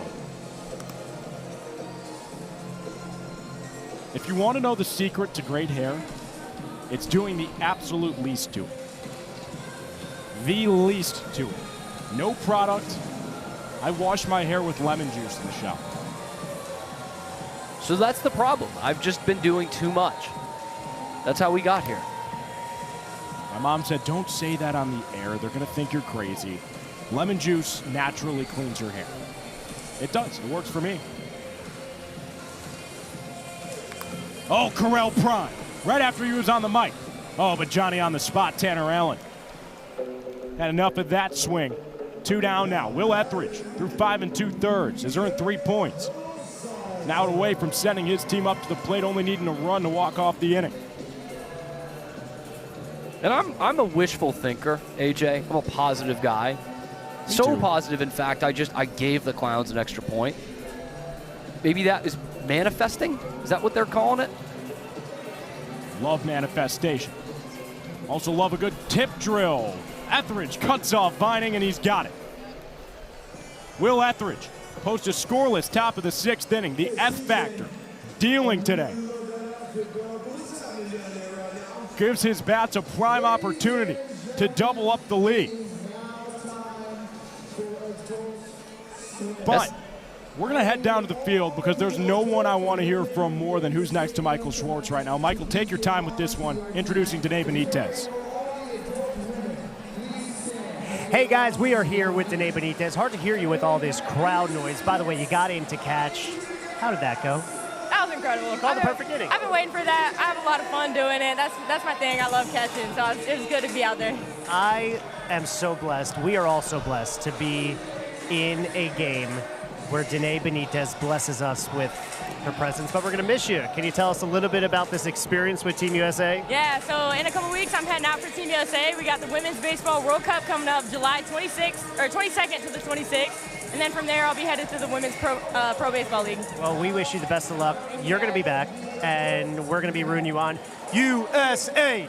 Go Danae! USA! Go Danae! USA! Go Danae! USA! Go Danae! My dad's about to take his shirt off. I gotta go! Yeah, that's electric. And I don't know if you caught that on the back end. Danae said, my dad's about to take his shirt off. I got to go. That's because it's adult swim time, and the adult men are going tarps off here at Loco Beach. That just usually happens in my house on the 4th of July. He just gets to a certain point of the day, Bill Dozer takes the shirt off. That's probably popping off right now in Rockland, Massachusetts. USA, go Danae. Cam Stewart's dad, take off your shirt. 4th of July, middle of the 6th. Coconuts lead at 3-2. Single run walks off this inning. It starts with Grady Morgan in the left-handed box. David Griffin out for another inning of work. Starts by missing away. You know, Meatball Joe Filomeno's pitched 2 days in a row, so I'm glad if he doesn't pitch tonight, you got that opportunity to riff like that. Thank you. I had to get that off my chest. I've been dying to do it. And I know the chat is loving that too. Grady Morgan. Saltwater single into left field. No, it's not. He wants 2. Oh, Morgan puts on the brakes quickly. It's a good relay from Brian Dancero. He would have been dead to rights. Grady Morgan, he was upset last night. It was the final out of the game. Tying and winning runs. Were there in scoring position. Beat himself up. Mark Crocco saying, of course, Mark Crocco saying, that's not you, man. It's not you. All right? Chill. So far today, he's been on twice. Crocco's exactly right, by the way. Obviously, winning is fun. The most fun thing is seeing the smiles and the impact you have on all these fans, all these lives. Loco Beach, meh. You lose, you shrug it off. You smile and you keep going. And that's just what we do here at the beach. There's no true losses at the beach. No. Oh, Peyton Chatagnier rips a line drive foul. And you're always winning when you're at the circus. Exactly. I mean, the record says 20-19 for Loco Beach. In my heart, it's 39-0 because every day has been a win. This has been an unbelievable journey in this inaugural season, and the same goes for the Indianapolis Clowns. 15-23. Go out on a limb and say, oh, wow, Peyton Chatagnier rung up on a pitch he doesn't agree with. But I'll go out on a limb and say those 38 days have all felt like wins for the Clowns, too. It's so special what we get to do. It really is, and I will never take it for granted. Gratitude's the word that comes to mind. And you see the connection all the way around this organization in this game. Mark Crocco in that same conversation said he felt like fate had betrayed him a little bit. I'll tell you why in a sec. Dual threat, Brett, single into right field. Again, you have to go all the way back to the 6th inning of game 1 of this 3-game stint to find an inning that didn't result in a point. David Griffin wants to halt that troubling trend right here. A ball on the ground is what the doctor's ordering. But the inning-winning run's now in scoring position. And the team's leader in on-base percentage, Ben Parker's into the box. So Crocco saw me in my USA Miracle on Ice Mike Eruzione jersey yesterday. Feeling patriotic, of course. Casual plug. And he said, by the way, jersey of the day at Cam Stewart on Instagram. every game day. Good. But he said, I saw that first thing in the morning and thought, win number 21 is coming to the Coconuts tonight. Mike Eruzione, number 21. Delayed anyway. Long run for Nico Holsizer. It drops between him and Kirkland Banks, but Holsizer's able to get Brett Carson on the bases because of where that Texas leaguer squeaked down. Interesting. How often do you see a fielder's choice from right field? The answer is almost never. Only on a ball hit exactly like that. And now it's all up to Tanner Allen to walk off this inning. And let's see, it looks like a great fake-out job. Holsizer looks like he's under it. Kirkland Banks not quite there. And you have to hold up. That's a heads-up baseball play here in Banana Ball for Nico Holsizer to get the force. Not a lot of 7 to 6 fielder's choices. 0-2 count now for Tanner Allen. He's had himself a series. Really had himself a few weeks here. Allen's been on fire, the league's leader in hits. Fastest player to 50 hits in Banana Ball history. Now toppled the 60 mark with ease.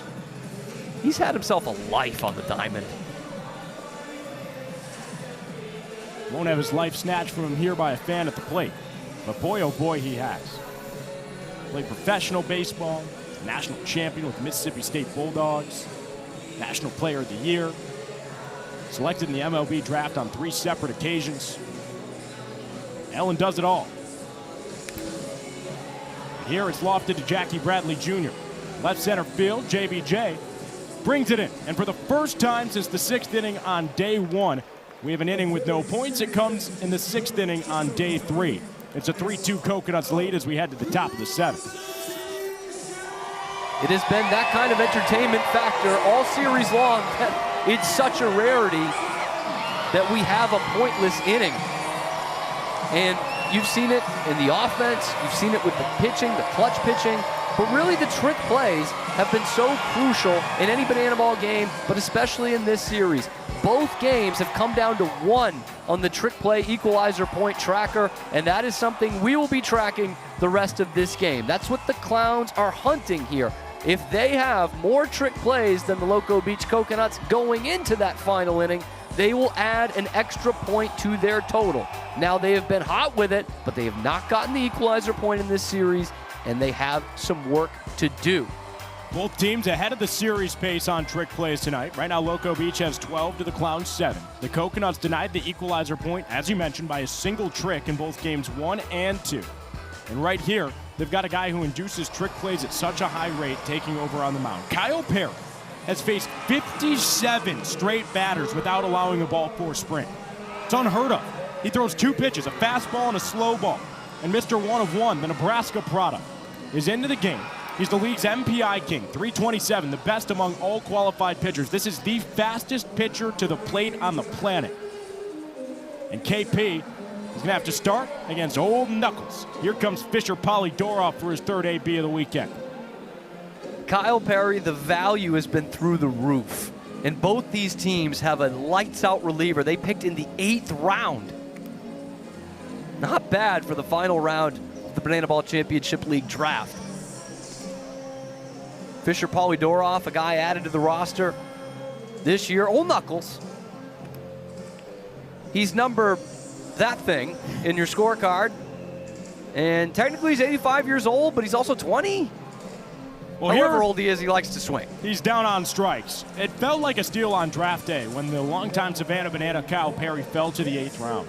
He brings such a veteran leadership, an unspoken leader is Kyle Perry. He's working quickly. We got to get out of replays here because Perry just goes move, move, move.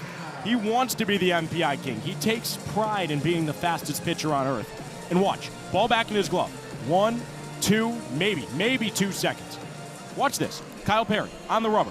1 Mississippi, 2 Mississippi. Balls to the plate. And it's a swing and miss.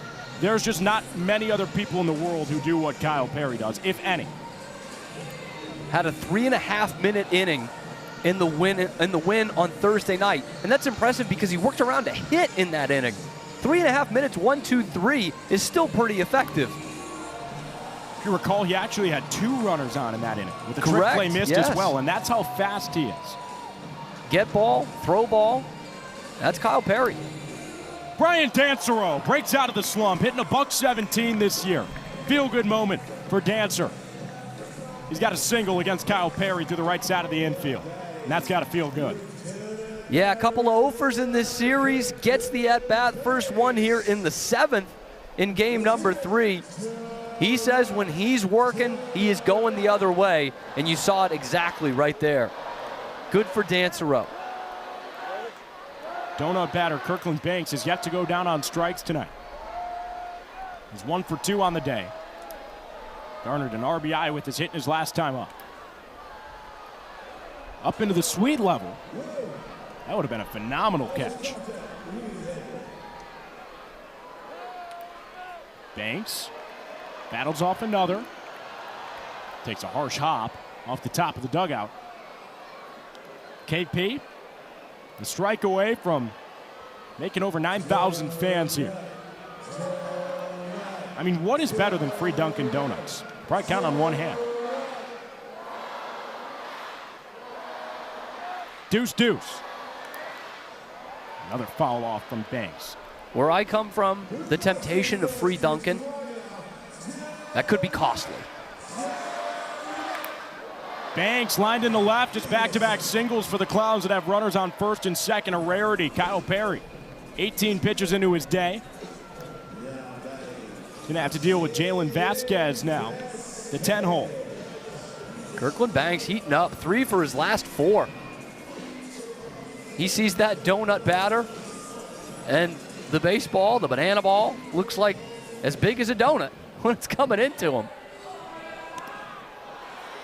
Kyle Perry's not afraid to pitch to contact, by the way. He's not a true strikeout pitcher. He wants to induce trick plays. Oh, the runners are on the move. Kyle Perry's got to get to the plate. They're both in safely on their feet. He's frustrated because he started his motion right when he saw him running. Would have been a balk. Matt Miller, who's been with the Visitors, the developmental team here in Banana Ball, Jacksonville native, coaching third for the second straight night for the Indianapolis Clowns. Sending them both there. Exactly what Kyle Perry needed. To right field, Gideon Antle brings it in. Oh, that's why you don't test that arm. Wow, would he have been out by a mile. I just love watching that guy throw. And Ashby Vining is so encouraging. He's telling Kyle, you're not away from keeping this scoreless again. The thing is, Kyle Perry, now over 60 straight batters faced without a ball four sprint. This would be the worst time of all to break that streak because 2 runs would come in to score. Leday, nub to the right side. Brewer grabs it with his glove, goes between the legs, and gets the tag out. Kyle Perry, another day, another scoreless inning. He truly is one of one. Runners on second and third with just 1 down. KP gives JB a reason to do the splits. It's a scoreless top of the 7th. Coconuts in prime position to potentially double up their lead when we're back in the bottom of the 7th inning.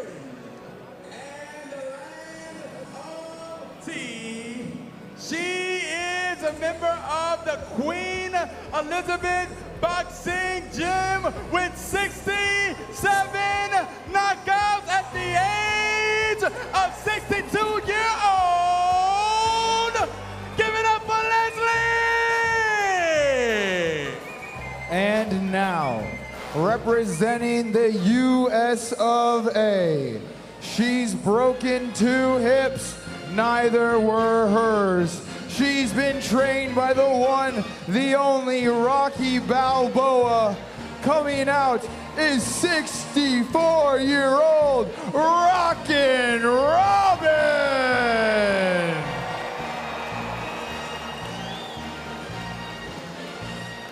Ladies, back to the home. Back to home. Come to home, ladies. Jacksonville, we are about to take part in a battle that we like to call Noodle Knockdown. We found the 2 baddest warriors here in Jacksonville. It'll be up to you, the crowd, to decide on our winner. Ladies, I want a good, clean fight. Please touch noodles. Touch noodles in 3, 2, 1, fight! Oh, they're going off too strong. Give me a hit. Give me a hit. Come on, Granny. Oh no! She hit on the tooth. America, look, here's a. Oh no! It's a trick. It's a trick. It's a trick. Watch it. Come on. She's really attacking Bryn. Wow. Oh, Bryn's going down. She's down, and she's still going. In 5, 4, 3, 2, 1. Stop it. Break it up. Oh, hey. Jacksonville.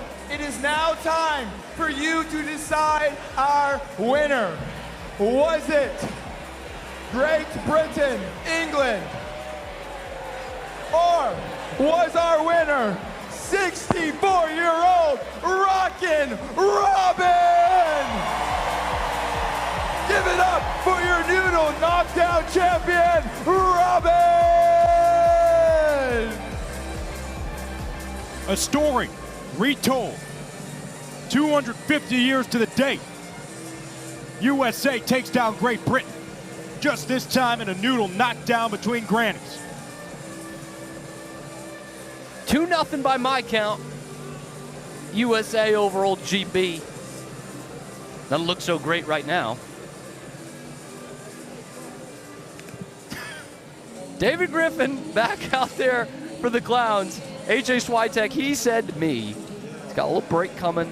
He told Eric Fox, I can go the full 9. And this is important. This is a big time flip in the game, potentially. You know, the Clowns have a long way to go in the Equalizer Point.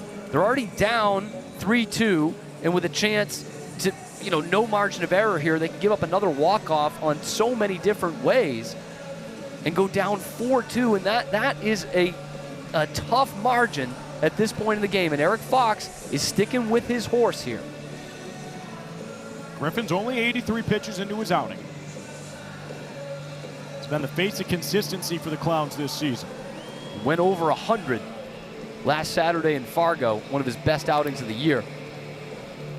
Now he gets a slow roll at a second. Banks goes between the legs. Oh, nifty grab from Prime. gets big timber on his route to first, and a trick play for the Clowns. The battle's within 4.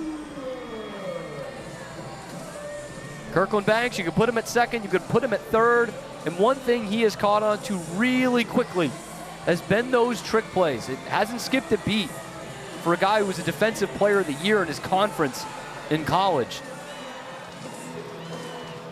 I ain't even talking about his good football career. It's a wild pitch from David Griffin, but Jordan Brewer wants to stay up there swinging. He knows a home run walks off the inning. He's got 5 of them this year. Former Big Ten Player of the Year with the Michigan Wolverines is using Caden Bowler's bat for this plate appearance. I know that because he's the only guy with a yellow bat, so interesting. Maybe a little superstition here, looking for his first hit of the series. Very rare, quiet weekend from Jordan Brewer. He's still been phenomenal defensively. He's the gold standard of first baseman in the field in this sport. Reinvented what it means to be a first baseman. He's a true trickster.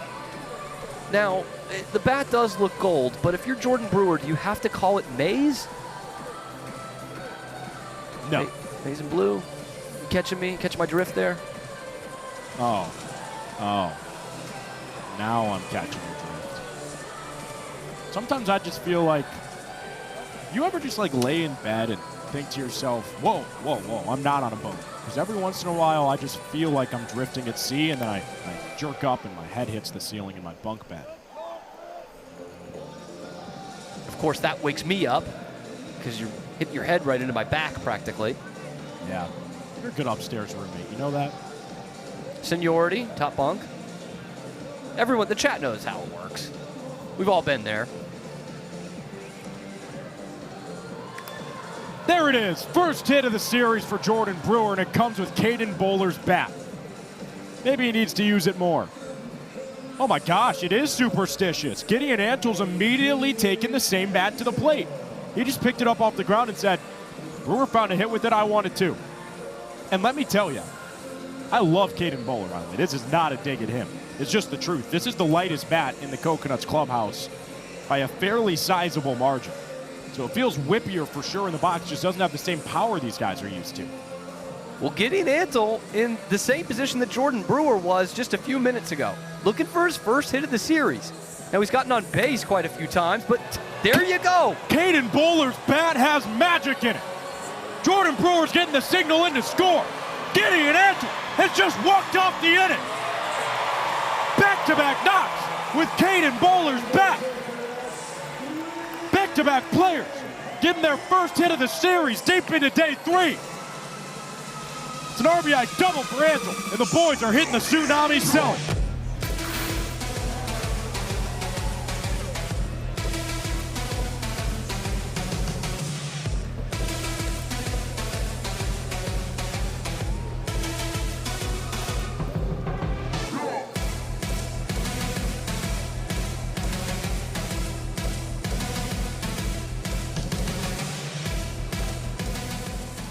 Just the juice that the group in teal and orange needed. Caden Bowler's bat, donned by Gideon Antle, and Jordan Brewer doubles the Coconuts lead in a big way in the 7th inning. And we go down to the field for an independent dance.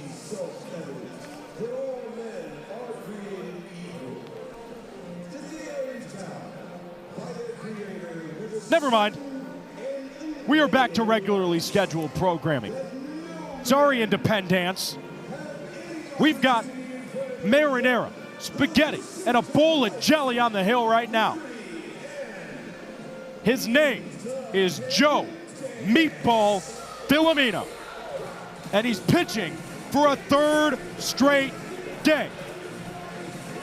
Da da da da da da da da meatball da da da da da da da invincible da da meatball 3 straight days da da da da da da da da da pitching 3-0 is the record 5.48 the earned run average da da da da da da da da meatball da da da da da da da meatball. Oh my goodness, this guy is just defying what we thought was known by humanity. Coming back from an injury, he's gonna pitch in 3 straight days. Looking to slap that stomach. Joe Filomeno said, you know what? They can't get enough of the song. I want you to sing it on 3 straight nights.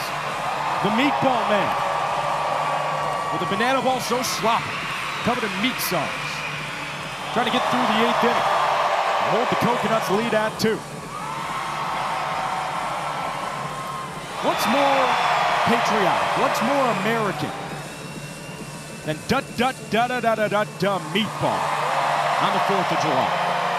Good old-fashioned American grit to go out there 3 days in a row, and a good old-fashioned American dad bod.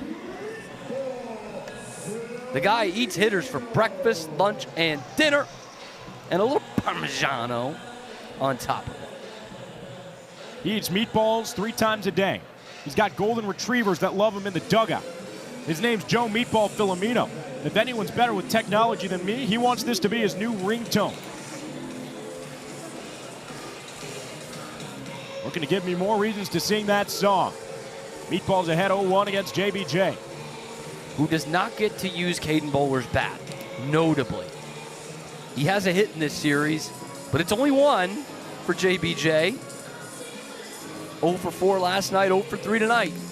But da-da-da-da-da-da, meatball, da-da-da-da-da-da, K just slapped the stomach. Joe Filomeno strikes out a 2-time MLB All-Star. Da-da-da-da-da-da-da, the World Series champion is taking a one-way trip right back to the Clowns dugout.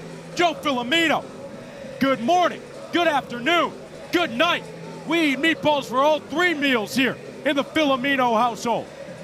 3-pitch punch out to start his day against JBJ. Dale Francis Jr. got his first triple of the season in this series. He was not trying to go for his first steal of first base. Although Joe Filomeno arguing, did he take a step out of the box? That should be a strike. No such luck.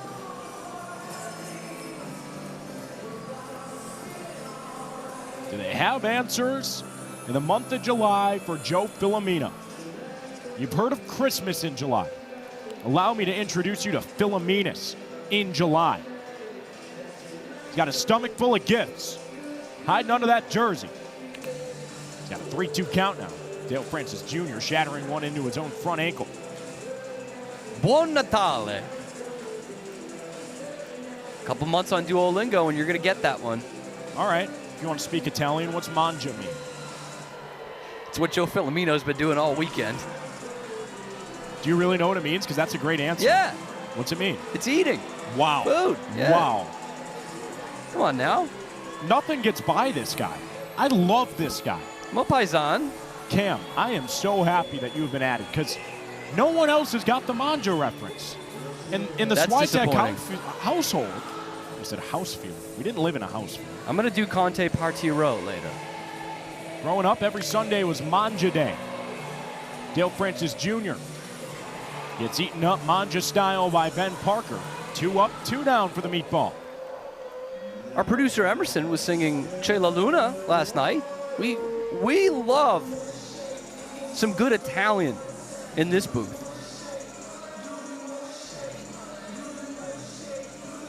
Joe Filomeno wheeling and dealing up to 96 on the in-house radar gun.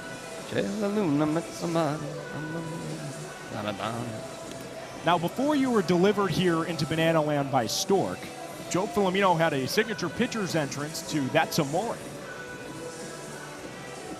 That's Amore from him right there. He's a strike away from a perfect inning, only 12 pitches into it.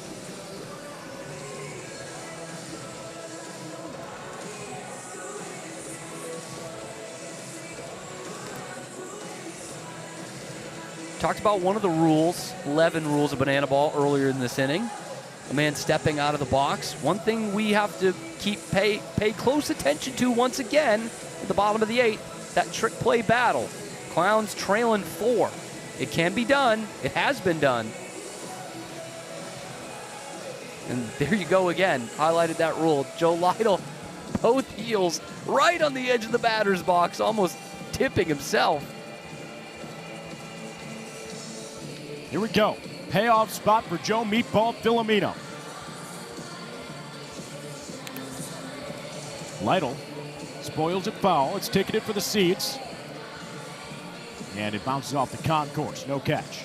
For the stats nerds, Joe Lytle still leading the BBCL, but in batting average, but 406 coming into today, only up by 4 points. He's 0 for 3. Ball four sprint for Joe Lytle extends the inning. A little frustration from the meatball on the mound. Lytle holds it first. Jacobo fake throws the glove at him. But Lytle extends the inning. And I do not want to shortchange my good friend Joe Lytle. Okay, because Lord knows he'll let me know about it. He's 0 for 2. That's his second ball four sprint.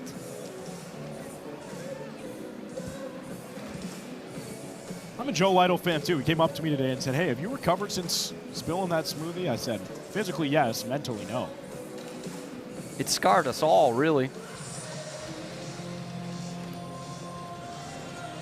Right, Filomeno misses outside. This is a very big spot in this game in the 8th inning, and this series for this matter. It's a rubber match. Series tied at 1. Game, a 4-2 advantage for the Nuts. Can the fans end the inning for Meatball? Not this time. Correll Prime takes a sigh of relief. He was the victim of a fan-caught foul ball last night. It's no way to spend your holiday having that 2 nights in a row.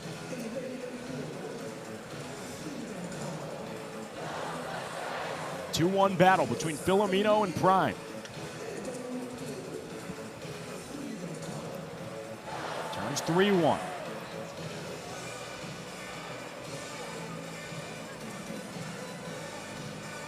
Modest lead for Lytle. Correll Prime launched into the sky. It's in the left. Back of Tanner Allen's jersey showing. And Correll Prime has a 2-run blast. Primetime hits his 6th homer of the year.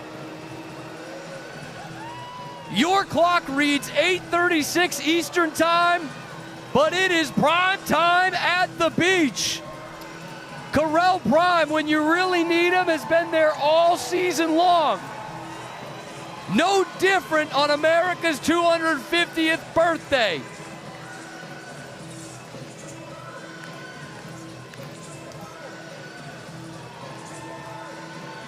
For the second night in a row, this 8th inning could make this game very, very interesting as the Clowns try to cut it to 1. Under the lights, it's prime time. Correll Prime joins Matty Warren beachside. Hey, how much more fun was that to run with some guests on the field? Oh, so much more fun. And it was off my boy Meatball. I owe him one after that. For the old guys right there, for the old guys. Oh, you love to see it, guys. Oh, man. That's a national treasure. Those were 2 national treasures playing banana ball against each other, and Meatball and Prime. Again with the old heads. Prime's all about the old heads. Of course, he made sure we knew he's not one. Certainly didn't look like one right there. Holsizer went chasing for the heat high at the zone and couldn't catch up. Meatball going to leave the jersey on after allowing the 2-run home run. But Joe Filomeno pitches 3 innings in 1 weekend, back-to-back-to-back days. And as much as I'd love to sing my song, we've got one from a professional, a tradition like none other here at Loco Beach. It's larger than life. Good chance to remind the over 9,000 here in attendance, the 3,000 watching virtually, not to worry, because everything's going to be all right.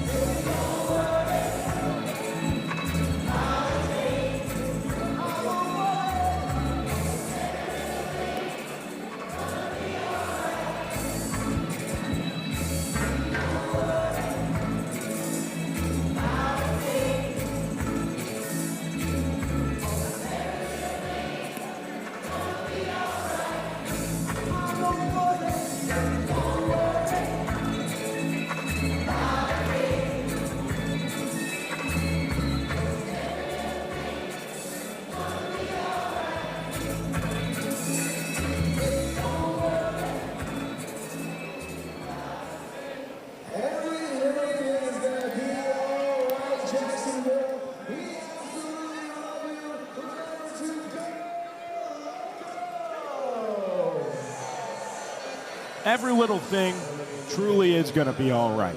Happy 4th of July, everybody. Thank you so much for opting to spend it with myself, AJ Switek, alongside Cam Stewart, Matty Warren, and Michael Schwartz. We've got a fresh man on the mound for the first time in this game. After 7 innings of David Griffin, it gives way for Kobe Robinson. Every little thing has been all right for Kobe Robinson for a long time. Since the last time these two teams matched up, that was back on April 11th. I want to take you down memory lane. Since then, no pitcher in the Banana Ball Championship League has a better ERA than Kobe Robinson's 1.62. Not CJ Williams, not Danny Hosley. It is Kobe. And that Mamba mentality has carried him, especially in the month of June. Look at that, microscopic numbers. It's about easier to get a man on the moon than it is to score on Kobe Robinson the last month. But Ashby Vining seeing beach balls at the plate. First pitch swing from Vining. Have yourself a day. The face of the beach. A walk-off home run.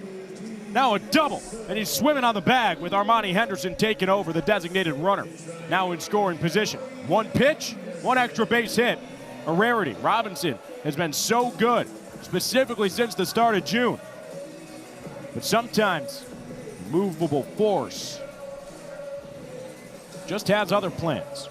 That was Ashby Vining. Kobe, you got your work cut out for you to keep that trend going. A guy who has found himself a high leverage role, and this is pretty high leverage here. Trying to win this point, make it a 1-point game, and give yourself a shot in the 9th inning. I know we saw 5 runs and 5 points in the 9th inning last night. So everything crucial at this point. JD Urso watching Kobe Robinson and Joe Lytle play catch. He's taken 4 straight pitches, makes it a 3-1 count. Now it's full. Urso 0 for 1 today. Continues to work sprints. The payoff. Misses inside as a ball 4 sprint. This inning's within 1 run. JD Urso gets an RBI after Ashby Vining's double. Armani Henderson, the designated runner, takes over on the bases. He quickly scores. Inning tying runs on first base. Inning winning runs at the plate. And nobody's down against Kobe Robinson, who's been outright dominant since the last time these two teams faced. The Loco Beach is out for vengeance. Coconuts felt frustrated after dropping last night's game. Felt like they had it right in the grasp and watched it go away. Chance for redemption. Redemption song, if you will. Morgan, a big part of it. He was the final out in last night's game. It's 1 for 1 with the sprint today. Kobe Robinson, just 1 earned run allowed in the month of June. Equaled that total on a beautiful night in Jacksonville here in early July. Beautiful shot there. Gorgeous. Our own Justin Schwab on the camera. We have such a talented crew here. I mean, my goodness. Just along for the ride. What a ride it is. How lucky are we? Grading Morgan. Over Nico Holzheiser's head. One hops off the wall. JD Urso's getting the signal in to score. Holzheiser lost his footing. Morgan's headed for third. The inning's tied. JD Urso scores. Grading Morgan, have yourself a day. And rub that bald head. I did it this morning. It told me Loco Beach was going to get a 21st win on the season. They're in the driver's seat to do just that. And knowing the big of this situation, they call on a golden bat. Gentlemen, the Loco Beach Coconuts are invoking the golden batter rule. Hitting in place for Peyton Chatagnier is the Coconut Cowboy, number 10, Tanner Allen. Oh, man, we're all so surprised. Said no one ever. 14th Golden Batter appearance for Tanner Allen this season. 3rd of the series. He can win the 8th inning here with a sprint or a single. A ball hit deep enough, could score Morgan as well, even if it's caught. Missed an 0-for-3 game. TA locks and loads.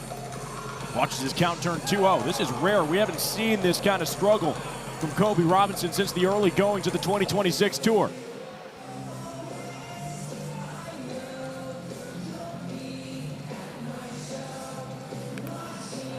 It goes without saying how critical this is. The Clowns cannot win the point in this inning, and without any outs, they have not gotten any closer in the trick play battle either.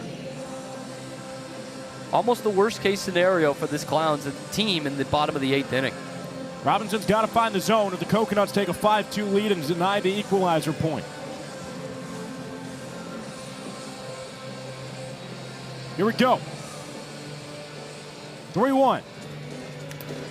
Tanner Allen gets by Corral Prime at first, and the Coconuts walk off the 8th inning on a TA golden batter RBI single. The Coconuts offense says, Indianapolis, your 2 runs were never enough. It's a 5-2 advantage at the beach, and we're going loco, baby. Let's learn about the rules of the final inning in Banana Ball, because Tanner Allen just sent us there in a jiffy.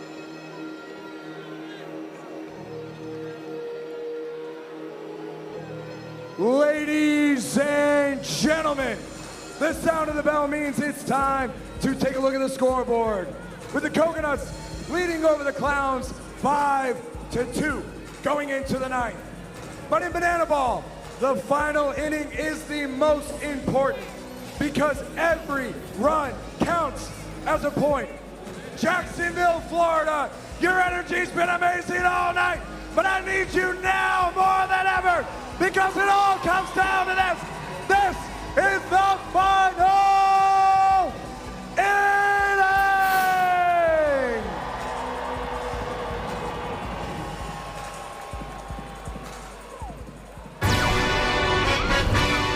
Hey. Yeah, let's see how you do under pressure. Swing and a miss, he struck him out. Down he goes. Nails in the coffin. Ice in his veins. Strikes out the side. C.J. Williams, that's what he does. He got him. It's another save for the Villain. C.J. Williams got him to go.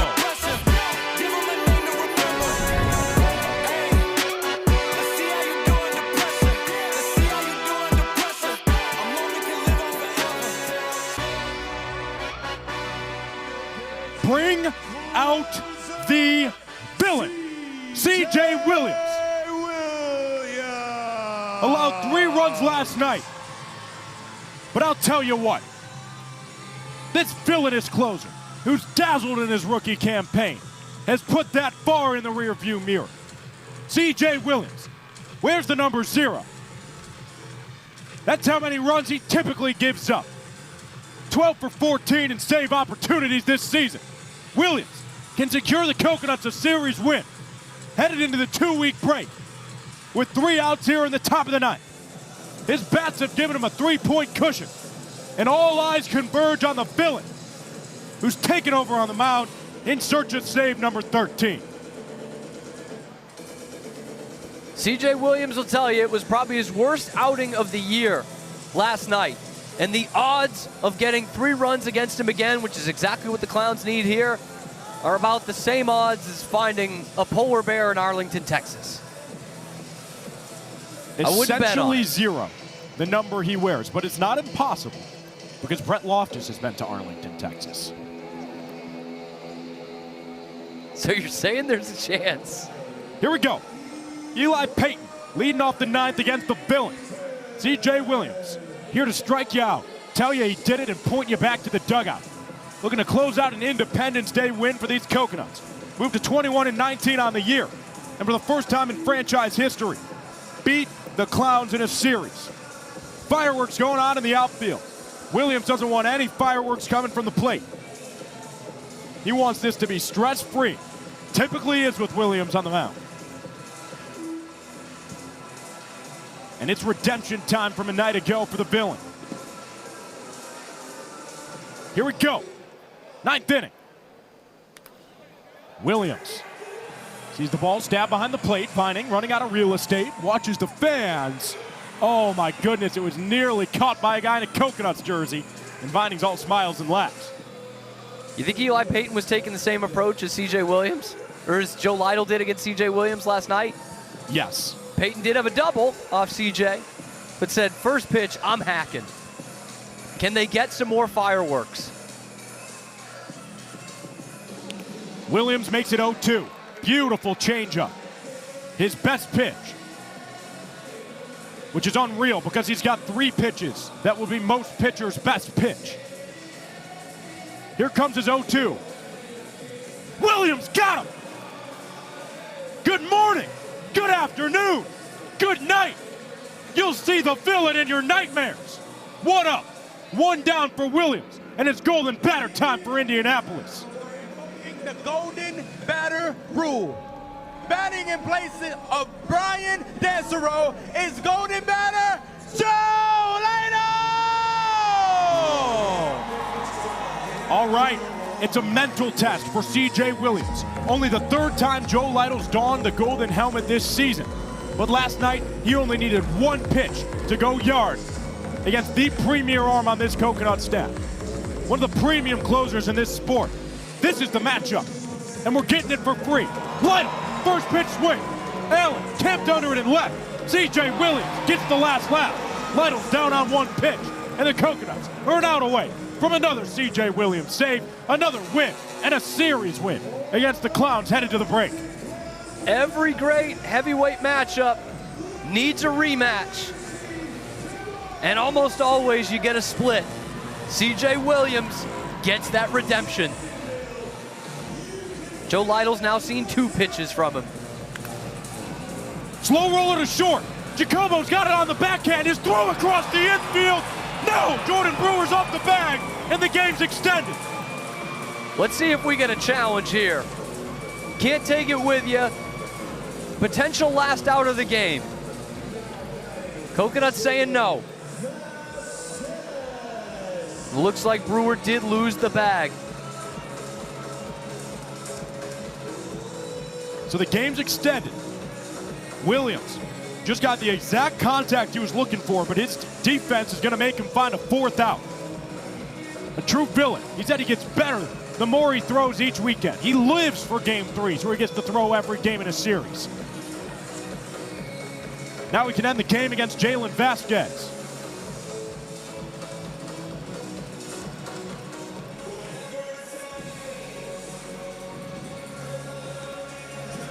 Two-0 count. Williams has plenty of cushion to work with. Even a home run here wouldn't tie the game.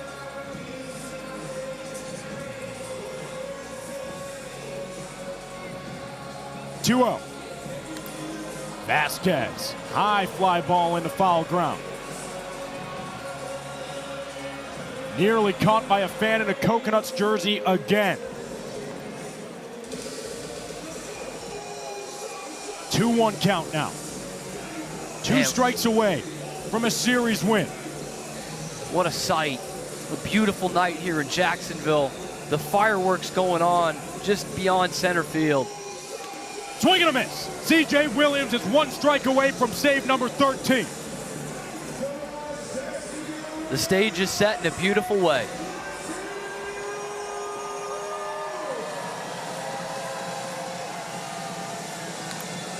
Vasquez. More foul contact into the grandstand. Not caught again. He lives to see another. You gotta bring a glove. We're gonna have to try to deuce again with fireworks in the horizon. High fly ball. Left side of the infield.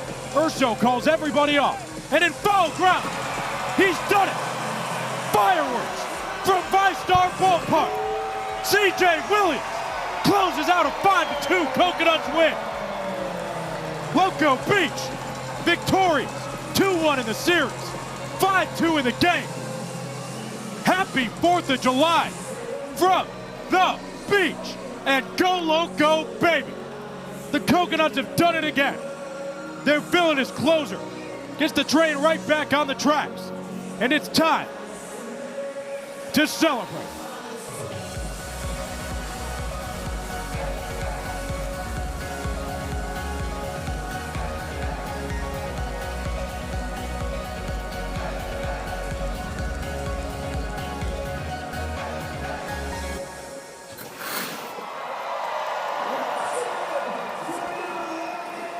Feel the rain on your skin.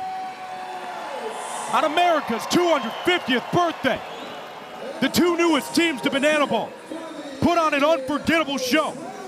A combined 23 hits and 7 points. Who else would be the showman of the game? It's the face of the beach, Ashby Vining, doing it again.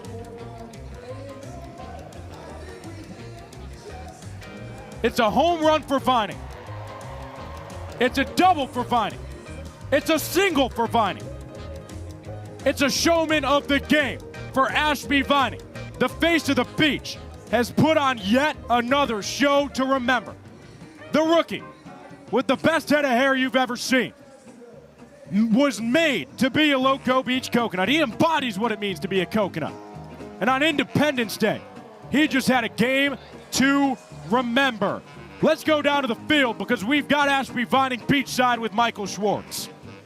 Bless America. God bless our catchers. We're going to get to Danae Benitez in a minute, but our showman of the night, you deserve to wear these, my guy. How does this feel on July 4th? You come over to me. By the way, Ashby Vining always comes over to me. He's like, I got it. You are so determined. Just get that. To do it on July 4th, put on a show for this amazing crowd. How great. Yeah, it's special, man. I just want to thank my Lord and Savior, Jesus Christ, for giving me the opportunity to be here. But I thrive off energy. I thrive off fans. And I just knew July 4th, big crowd, big energy. It was my day. Catching game 3 can be tough, but, man, just got to grind it out and just having full confidence in myself and this team, man. I'm proud of this team more than anything. They do a great job competing. Lost a tough one last night, but to bounce back and win a series is huge, and I'm proud of our guys. Crocco said when we're going to win, it's going to be great. 3 for 3 for you, your third showman of the game. But let's talk about C.J. Williams. Why is he such a villain? He's not even in a Disney movie. Yeah, he's awesome. And the way he just competes day in and day out. And I always confidence him, and not only him, but my whole pitching staff, man. I preach on it every week. You know, they got a bad rap earlier this season. I took that personal. We took that personal as a staff to come out and compete, and their ERA and continuing to keep this offense in the game is special. And I love each and every one of those guys. Danae Benitez. Girls, and girls. And women. They deserve to be in baseball and, of course, banana ball. Yes. The sport we are so blessed to be playing. But let me tell you something. What do you think of her performance? A perfect inning with Will over there. Yeah, I'm so proud of her. And what people don't realize is she brings the juice every day. The support we have for each other, warming each other up before games. And I couldn't be more proud of her. And this team wouldn't be the same without her. There's no doubt about it. Danae, we're going to miss you, but you're going to be back in just a little bit, so don't go anywhere. Let's get a USA Danae chant. USA, go Danae! USA, go Danae! USA, go Danae! USA, go Danae! USA, go Danae! USA! We'll send it back up to you guys. Happy 4th! Happy 4th of July, and what a farewell for Danae Benitez.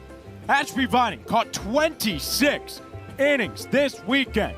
It's unheard of, but it's what he does. The rookie was a part of this 2-1 series win. He has his fingerprints all over it. Your final today, 5-2. Coconuts deny the equalizer point for a third straight game against the Clowns. They out-hit them, they outscored them, and they outplayed them today. Yeah, this was classic Coconuts today. You know, this was not a case of, a bunch of all 4 sprints or just, errors in the field. This was the Coconuts mashing, Will Etheridge giving you a terrific start, and obviously Ashby Vining a big part of that, Danae Benitez a big part of that too. Vining did it at the plate, but behind the dish, the encouragement of his guys, they worked out of traffic really all series long, and so much of that comes from the mental side of the game. Ashby Vining, a huge addition in that sense, keeping the guy's head in the right spot, and that's stuff you don't see on the score sheet. Now, this is a pretty poorly kept secret. I'm an emotional guy. I'm going to do my best to keep it together here. But, man, YouTube, especially those who are sticking around this deep into the broadcast, I hope you know how much it means to me, how much it means to Cam, how much it means to Maddie, how much it means to Michael, that you just chose to spend America's birthday here with us at VyStar Ballpark. I mean, my goodness, what a special atmosphere. Fireworks going off in the background, cheers throughout. It just could not have been a better 4th of July. And again, I said it after the Coconuts won Game 1. I said it after the Clowns won Game 2. I'm going to say it again after the Coconuts won Game 3, regardless of the outcome of the game. You look out at those fans behind you. You see the smiles. You see the unforgettable moments, the memories here in Banana Land, both on the broadcast, in person, and everywhere in between, and you can't help but smile. Joy is infectious here in Banana Ball. And Cam, I'll tell you what, after doing 3 games with you, you embody exactly that. So I'm so happy that you're a part of the team, and thank you so much for putting up with me all weekend. This was fun. Oh, come on. This goofball makes a broadcast feel like a day at the beach. It's truly that easy. I had so much fun working with you for the first time, AJ. I have a feeling this is the start of a beautiful friendship, which is from another movie that AJ Switek has never seen. Very true. Chat, tell him. But this is the first of many, because the Coconuts and Clowns, we have 2 weeks off. Let me read between the lines a little bit here. 2 weeks, no Banana Ball. So sad. I don't know what I'm going to do without you guys for the next 2 weeks other than watch old broadcasts back and read the chat and then feel like I'm still there with you. But after those 2 weeks, it's going to be the Coconuts in Portland, Maine against the Tailgaters. But then the second series out of the break is Coconuts Clowns in Bowie, Maryland. Can you be any more excited for that series after the great Banana Ball we just saw for 3 straight nights? I am itching for it. I am itching for the end of July. I cannot wait. I'm jealous you get to go to Portland. Very jealous, one of my favorite cities, but I can't wait for Bowie. Well, Cam, thank you so much. It's been a phenomenal weekend. So for our outstanding crew, top to bottom, the producer, Emerson Elmgren, the director, Chris Haynes, everyone involved in the control room, every camera operator, every chat moderator, and I'll tell you what, everyone who tuned in at any point this weekend, you're just as much an important part of this show, because without you, we wouldn't do what we love the way that we do. So you made this truly special. Over the course of the next 2 weeks, I have a challenge for you, a real challenge. But if you can do it, I promise you, when I see you next in Portland, Maine, you're going to feel like a better person, because when you do good things for others, it comes right back to your soul. So my goal for everyone still listening is for the next 2 weeks, do something every day for someone else. Do something selfless. It feels selfless, and it's not selfish, but in a sense it is. Because when you spread kindness, when you spread joy, when you let that infectious love overtake your soul, I promise you, it's going to do a lot for yourself as well. I'll stop rambling.